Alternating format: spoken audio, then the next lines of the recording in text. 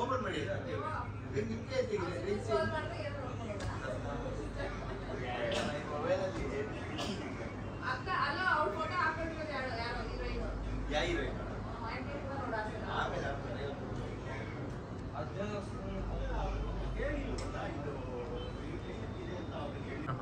WhatsApp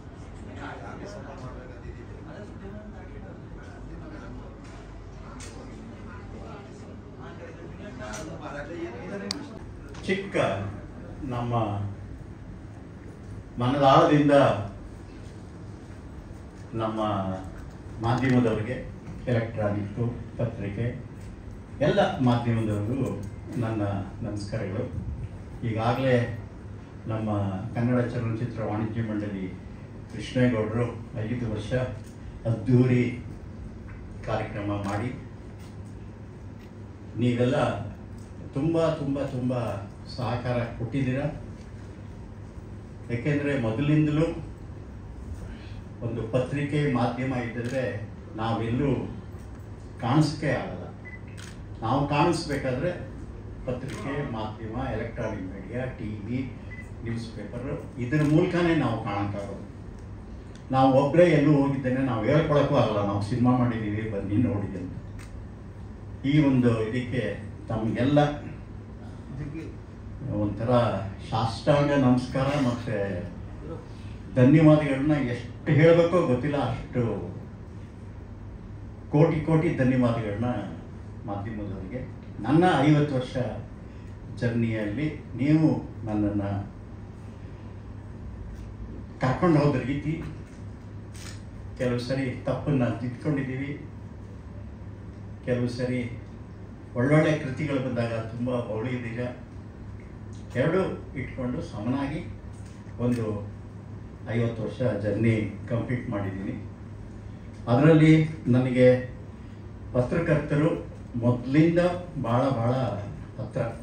ಏಕೆಂದರೆ ನಮ್ಮ ತಂದೆಯವರು ಚಿತ್ರ ಮಾಡುವಾಗ ಆವಾಗಲಿಂದ ಪತ್ರಕರ್ತರು ನನಗೆ ಭಾಳ ಹತ್ರ. ಪ್ರಜಾಮತದಲ್ಲಿ ದ್ವಾರಕನಾಥ್ ಅಂತಿದ್ದರು. ಅಲ್ಲಿಂದ MB ಸಿಂಗ್ ಅವರು ನಮ್ಮ ರಿಲೇಟಿವ್ ಅವರು. ಮೈಸೂರಲ್ಲಿ KJ ಕುಮಾರ್, ಪಟ್ಟಾಭಿ, ಪದ್ಮನಾಭ್, ರಾಜನ್, ಹೀಗೆ ನನ್ನ ಆರಂಭದ ದಿನದಲ್ಲಿ ಅವರು ನನ್ನ ಬಗ್ಗೆ ನನ್ನ ಕೆಲಸನ ನೋಡಿ ಭಾಳ ಒಂದು ಕನ್ನಡ ಚಿತ್ರರಂಗಕ್ಕೆ ನಮ್ಮ ತಂದೆಯವ್ರ ಹೆಸರಿತ್ತು. ಬಟ್ ಆದರೂ ಇವರು ನನ್ನನ್ನು ಒಂದು ಸಪ್ರೇಟಾಗಿ ಗುರುತಿಸಿ ಮಾಡಿಕೊಟ್ರು.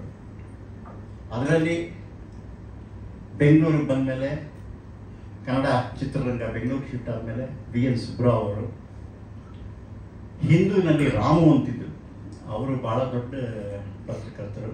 ಕನ್ನಡಪ್ರಭ ನಾರಾಯಣ ಸ್ವಾಮಿ ಅವರು, ಜೋಗಿ ಅವರು, ಆಮೇಲಿಂದ ನಮ್ಮ ವಿಜಯ್ ಸಾರ್ಥಿ ನನ್ನ ಆತ್ಮೀಯ ಮಿತ್ರರು, ಆಮೇಲೆ ವಿಜಯಮ್ಮ ಅವರು, ಆಮೇಲಿಂದ PGS ಇವರು ನಮ್ಮ ರಾಮಕೃಷ್ಣಯ್ಯನವರು ನನಗೆ ಪಿಕ್ಚರ್ಗೂ ಕೆಲಸ ಮಾಡಿದ್ರು, ನಮ್ಮ ಮುತ್ತಿನ ಹಾಗೆ.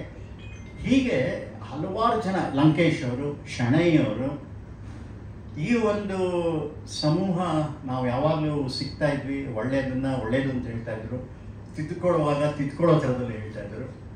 ಆದರೆ ಈ ಒಂದು ನನ್ನ ಜರ್ನಿನಲ್ಲಿ ಹೆಚ್ಚಾಗಿ ನಮ್ಮ ಸುಧೀಂದ್ರ ಅವರು ಭಾಳ ಮುಖ್ಯ ಆಗ್ತಾರೆ, ವೆಂಕಟೇಶ್ ಅವರ ಏಕೆಂದರೆ ಆವತ್ತು ಪತ್ರಿಕಾ ಒಂದು ಮಾಧ್ಯಮಕ್ಕೆ, ಇಂಡಸ್ಟ್ರಿ ಮತ್ತು ಪತ್ರಿಕಾ ಮಾಧ್ಯಮದ ನಿರ್ಮಾಪಕರಿಗೆ, ನಿರ್ದೇಶಕರಿಗೆ, ನಟೇಂದ್ರಿಗೆಲ್ಲ ಕೊಂಡಿಯಾಗಿದ್ದು ಸುಧೀಂದ್ರ ಅವರು. ಅವ್ರ ಬಗ್ಗೆ ನಾವು ಮರೆಯೋಕ್ಕಾಗಲ್ಲ. ನನಗೆ ಇವತ್ತಿಗೂ ಜ್ಞಾಪಕ ಇದೆ. ಸುಧೀಂದ್ರ ಅವರು ನಮ್ಮದೊಂದು ಪಿಕ್ಚರ್ ರಿಲೀಸ್ ಆದರೆ ಇಷ್ಟು ದಪ್ಪ ಪುಸ್ತಕ ಮಾಡಿ, ಆ ಪಿಕ್ಚರ್ದು ಏನೇನು ಮುಹೂರ್ತದಿಂದ ಕೊನೆಯವರೆಗೆ ರಿವ್ಯೂ ಬಂತು, ಅದ್ರ ಫೋಟೋಗಳ ಯಾವ್ಯಾವ ಪೇಪರ್ಗಳು ಬಂದಿತ್ತೋ ಅದನ್ನೆಲ್ಲ ಅಂಟಿಸಿ ಒಂದು ಪುಸ್ತಕ ಮಾಡ್ಕೊಳ್ಳೋದು. ನಿಜವಾಗ್ಲೂ ಎಂಥ ಅದ್ಭುತವಾದ ಕಲ್ಪನೆ ಅಂದರೆ ಅದನ್ನು ನಾವು ಇವತ್ತೆಲ್ಲೂ ಹುಡುಕಿದ್ರೂ ಸಿಗೋದಿಲ್ಲ. ಯಾಕಂದರೆ ಇವತ್ತು ತುಂಬ ನೂರಾರು ಆಗಿಬಿಟ್ಟಿದೆ, ಒಂದು ಟ್ರ್ಯಾಕ್ ಮಾಡೋಕ್ಕೆ ಕಷ್ಟ ಆಗಿಬಿಡುತ್ತೆ, ಎಲ್ಲಿ ನ್ಯೂಸ್ ಬಂದಿದೆ, ಎಲ್ಲಿ ಹೋಗಿದೆ ಅಂತ. ಆದರೆ ಸುಧೀಂದ್ರ ಅವರು ನನಗೆ ನಮ್ಮ ಜರ್ನಿನಲ್ಲಿ ಅವರು ಒಂದು ಮುಖ್ಯ ಪಾತ್ರ, ಅವ್ರನ್ನೂ ನೆನೆಸ್ಕೋಬೇಕು. ಹೀಗೆ ಹಲವಾರು ಪತ್ರಕರ್ತರು. ಯಾಕಂದರೆ ನಮ್ಮ ನಾಗರಹೊಳೆ ರಿಲೀಸ್ ಆದಾಗ ಹಿಂದೂನಲ್ಲಿ ಡೆಕ್ಕನ್ ಹೆರಾಲ್ಡ್, ಇಂಡಿಯನ್ ಎಕ್ಸ್ಪ್ರೆಸ್ಸಲ್ಲಿ Walt Disney kind of film ಅಂತ ಬರೆದ್ರು ಫಸ್ಟು. ಅದು ಬರೆದಿದ್ದೇ ನಮ್ಮ ಕನ್ನಡದ ಪತ್ರಕರ್ತರು. ಆ ಒಂದು ಆರ್ಟಿಕಲಿಂದಾನೇ ಸ್ಕ್ರೀನಿಗೆ ಹೋಯಿತು ಆರ್ಟಿಕಲ್. ಸುಬ್ರಾ ಅವರು ಬರೆದಿದ್ದು ನಾಗರಹೊಳೆಯ ಬಗ್ಗೆ. ಅಲ್ಲಿಂದ ಅದಕ್ಕೆ ಒಂದು ದೊಡ್ಡ ಚಾಲನೆ ಸಿಕ್ತು. ಅಂದರೆ ಈ ಥರ ಒಂದು ಸಿನಿಮಾ ಕನ್ನಡದಲ್ಲಿ ಮಾಡಿದ್ದಾರೆ, ಪ್ಯಾನ್ ಇಂಡಿಯಾ ಸಿನಿಮಾ. ಇವಾಗ ಪ್ಯಾನ್ ಇಂಡಿಯಾ ಅಂತೀವಿ, ಅವಾಗಲೇ ಪ್ಯಾನ್ ಇಂಡಿಯಾ ಇತ್ತು. ಹಿಂದಿಗೆ ಡಬ್ಬ ಆಯಿತು, ತಮಿಳಿಗೆ ಹೋಯ್ತು, ತೆಲುಗುಗೆ ಹೋಯ್ತು, ರಷ್ಯಾಗೆ ಹೋಯ್ತು ಪಿಕ್ಚರ್ ಅದು. ಹೀಗೆ ನನಗೆ ಪತ್ರಕರ್ತರಿಗೆ ಭಾಳ ಭಾಳ ಹತ್ತಿರವಾದ ಸಂಬಂಧ. ನಾನು ಮುತ್ತಿನಹಾರ ಮತ್ತು ಹೂವನ್ನು ಮಾಡಬೇಕಾದ್ರೆ ಡಾಕ್ಟರ್ ವಿಜಯಮ್ಮ ಅವರು ನನಗೆ ಭಾಳ ಮುಖ್ಯ. ಆಫ್ ಮಾಡ್ರಿ. ಏಕೆಂದರೆ ನನಗೆ ಹೂವನ್ನು ರೈಟ್ಸ್ ಕೊಡಿಸಿದ್ದೆ ವಿಜಯಮ್ಮ ಅವರು. ಮುತ್ತಿನಹಾರನ ಈ ಥರದ್ದು ಒಂದು ಕತೆ ಬರ್ತಾ ಇದೆ, ನೀವು ಓದಿ ಅಂತ ವೇಮು ಜೋಶಿಯವ್ರನ್ನ ಕಳಿಸ್ಕೊಟ್ಟಿದ್ದು ವಿಜಯಮ್ಮ ಅವರು. ಆದ್ದರಿಂದ ನಿಮ್ಮ ಸಂಬಂಧ ಅವ್ರಿಗೆ ಇವತ್ತಿಗೂ ನನಗೆ ಎಲ್ಲ ಯಂಗ್ಸ್ಟರ್ಸು ತುಂಬ ಜನ ಪತ್ರಕರ್ತರು ಭಾಳ ಹತ್ತಿರವಾಗಿದ್ದಾರೆ. ಹಲವಾರು ವಿಚಾರಗಳನ್ನ ನಾವು ಚರ್ಚೆ ಮಾಡ್ತಾ ಇರ್ತೀವಿ. ಆದ್ದರಿಂದ ನಿಮಗೆಲ್ಲ ಮೊದಲು ತನ್ನ 50 ವರ್ಷದ ಜರ್ನಿಯಲ್ಲಿ ತಮ್ಮ ಸಹಕಾರ ಮತ್ತು ತಮ್ಮ ಒಂದು ನನ್ನನ್ನು ಗುರುತಿಸಿದ್ದು, ಮೊದಲಿಂದನೂ ನಾನು ಅಕಾಡೆಮಿ ಚೇರ್ಮನ್ ಆಗಿದ್ದಾಗಲೂ 4 ವರ್ಷ ಹಲವಾರು ಕಾರ್ಯಕ್ರಮಗಳಿಗೆ ತಾವು ಬೆಂಬಲ ಕೊಟ್ಟರೆ, ಅದಕ್ಕೆ ನಾನು ಮತ್ತೊಮ್ಮೆ ನಿಮ್ಮ ಬಂಧನ ಹೀಗೆ ಇರಲಿ, ಇದೊಂದು ಮುತ್ತಿನ ಹಾರ ಆಗಲಿ ನಿಮ್ಮ ಬಂಧನ. ಏಕೆಂದರೆ ಗಣೇಶ್ ಕಾಸರಗೋಡು ತುಂಬ ನನಗೆ ಹತ್ತಿರ. ಏಕೆಂದರೆ ಇವತ್ತಿಗೂ ಅವರು ಒಂದೊಂದು ದಿವಸ ಸಾಯಂಕಾಲ ಫೋನ್ ಮಾಡ್ಬಿಡ್ತಾರೆ, ಸರ್ ಈ ದೇವರು ಸದ ಹಾಡು ಹೆಂಗೆ ತೆಗೆದ್ರಿ ಸರ್ ನೀವು ಅಂತ. ಯಾಕೆಂದರೆ ಅವಾಗವಾಗ ನಾನು ನೋಡ್ತಾ ಇರ್ತೀನಿ, ಅದಕ್ಕೆ ನಿಮ್ಮ ಹತ್ರ ಮಾತಾಡ್ತಿರ್ತೀನಿ ಅಂತ ಫೋನ್ ಮಾಡಿ ಮಾತಾಡ್ತಿರ್ತಾರೆ. ಹೀಗೆ ನಮ್ಮ ಪಯಣದಲ್ಲಿ ಹಲವಾರು ಅತ್ಯುತ್ತಮವಾದ ಆರ್ಟಿಕಲ್ಗಳು ಬಂದಿದೆ. ಮೊನ್ನೆ ಟೈಮ್ಸ್ ಆಫ್ ಇಂಡಿಯಾದಲ್ಲಿ ಸಿಂಧೂರ್, ಆಪರೇಷನ್ ಸಿಂಧೂರ್ ಆದಾಗ ಪೂರ್ಣ ಪತ್ರಿಕೆಯಲ್ಲಿ ನಮ್ಮ ಮುತ್ತಿನಹಾರ ಫೋಟೋ ಹಾಕಿ ಒಂದು ವಾರ್ ಫಿಲಮ್ ಕನ್ನಡದಲ್ಲಿ ಯಾವಾಗಲೂ 91ನೇ ಇಸ್ವಿಯಲ್ಲಿ ಟ್ರೈ ಮಾಡಿದ್ದಾರೆ ಅಂತ ನೋಟ್ ಮಾಡೋದು. ನಾವು ಮಾಡಿರ್ಬೋದು, ಬಟ್ ಅದನ್ನು ಒಬ್ರು ಗುರ್ತಿಸಿ ಬರಿಬೇಕಲ್ಲ, ಅದು ಭಾಳ ಒಂದು ದೊಡ್ಡ ಸಂತೋಷದ ವಿಚಾರ. ಈ ಒಂದು ಸಮಾರಂಭದಲ್ಲಿ ಇವತ್ತಿಗೆ ನಾನು ಬಂದ ಒಂದು ತಮ್ಮನ್ನು ಕರೆದು ಭೇಟಿಯಾಗಿರೋದು ಮೊದಲನೇದೊಂದು ಧನ್ಯವಾದ ಹೇಳೋದಕ್ಕೆ ಪತ್ರಕರ್ತರಿಗೆ. ಹಾಗೆ ಈಗ ನಂದು 2 ಚಿತ್ರ ರಿಲೀಸ್ ಆಗ್ತಾ ಇದೆ. ಒಂದು ರಕ್ತ ಕಾಶ್ಮೀರ ಅಂತ, ಇನ್ನೊಂದು ಕಂಬಳ ಅಂತ. ಕಂಬಳ ನಾನು ಅದು ಬೇರೆ ಕರೆದು ಅದ್ರ ಬಗ್ಗೆ ನಿಮಗೆ ವಿವರ ಕೊಟ್ಟು ಅದರ ಟ್ರೈಲರೆಲ್ಲ ತೋರಿಸ್ತೀನಿ. ಇವಾಗ ಈ ರಕ್ತ ಕಾಶ್ಮೀರದ ಚಿತ್ರದ ಒಂದು ಟ್ರೈಲರ್ನ ಮೊದಲು ನೋಡೋಣ, ಆಮೇಲೆ ಚರ್ಚೆ ಮಾಡೋಣ. ಬನ್ನಿ ನೋಡೋಣ ಬನ್ನಿ. ಈಗ ನೀವು ನೋಡಿದ್ದು ರಕ್ತ ಕಾಶ್ಮೀರ ಅಂದರೆ ಏನು ಆಪರೇಷನ್ ಸಿಂಧೂರ್ ಅಂತೀವಿ, ಅದೇ ಕತೆ.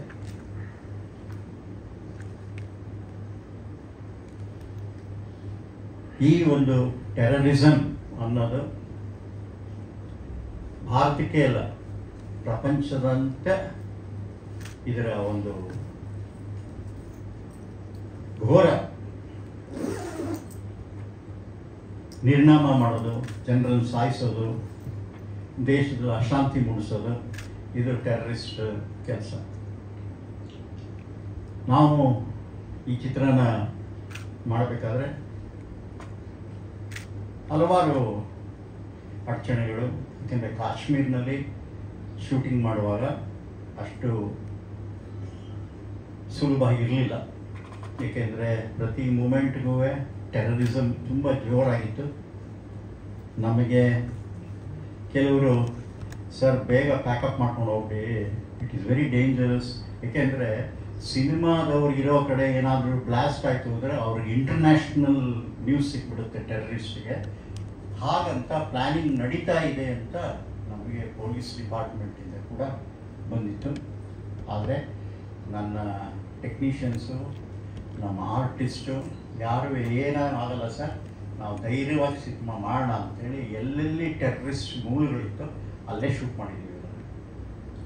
ಅಲ್ಲಿ ಜುಮಾ ಮಸೀದ್ ಅಂತ ಇದೆ, ಅಲ್ಲೇ ಮೋಸ್ಟ್ ಆ್ಯಕ್ಟಿವೇಟ್ ಆಗಿ ಟೆರರಿಸಮ್ ಮೂವ್ ಆಗೋದು, ಪ್ಲಾನಿಂಗ್ಗಳು ಎಲ್ಲ ಅಲ್ಲೇ ಶೂಟ್ ಮಾಡೋದು. ಕೊನೆಗೆ ದೇವದಯದಿಂದ ಏನೂ ಆಗಲಿಲ್ಲ. ಸ್ನೋನಲ್ಲಿ ಶೂಟ್ ಮಾಡಿದ್ವಿ, ಟೆರರಿಸ್ಟ್ ಕ್ಯಾಂಪ್ಗಳು ಶೂಟ್ ಮಾಡಿದ್ವಿ. ಟೆರರಿಸ್ಟ್ ಕ್ಯಾಂಪ್ಗೆ ನಾವೇ ಸೆಟ್ ಹಾಕಿ ಅಥೆಂಟಿಕ್ ಆಗಿ ಅವ್ರು ಯಾವ ಥರ ನೆಲದ ಒಳಗಡೆ ಕ್ಯಾಂಪ್ಸ್ ಮಾಡ್ಕೊಂಡಿರ್ತಾರೆ, ಗುಹೆಗಳು ಕಟ್ಕೊಂಡಿರ್ತಾರೆ, ಅವ್ರ ನೆಟ್ವರ್ಕ್ ಏನು ಅಂತ ಈ ಥರ ಒಂದು ಕಥೆನ ಐ ಥಿಂಕ್ ಯಾರು ಮಾಡಿಲ್ಲ ಅಂತ ಕಾಣುತ್ತಿದ್ರಲ್ವೂ ಸುರೇಶ್ ಅವ್ರ ಮೇಲೆ ಬರಬೇಕು, ನಮ್ಮ ಡಿಸ್ಟ್ರಿಬ್ಯೂಟರ್ ಸುರೇಶ್ ಅವ್ರ ಮೇಲೆ ಬರಬೇಕು ಅಂತ ನಾನು ಕೇಳ್ಕೊತೀನಿ. ಬನ್ನಿ.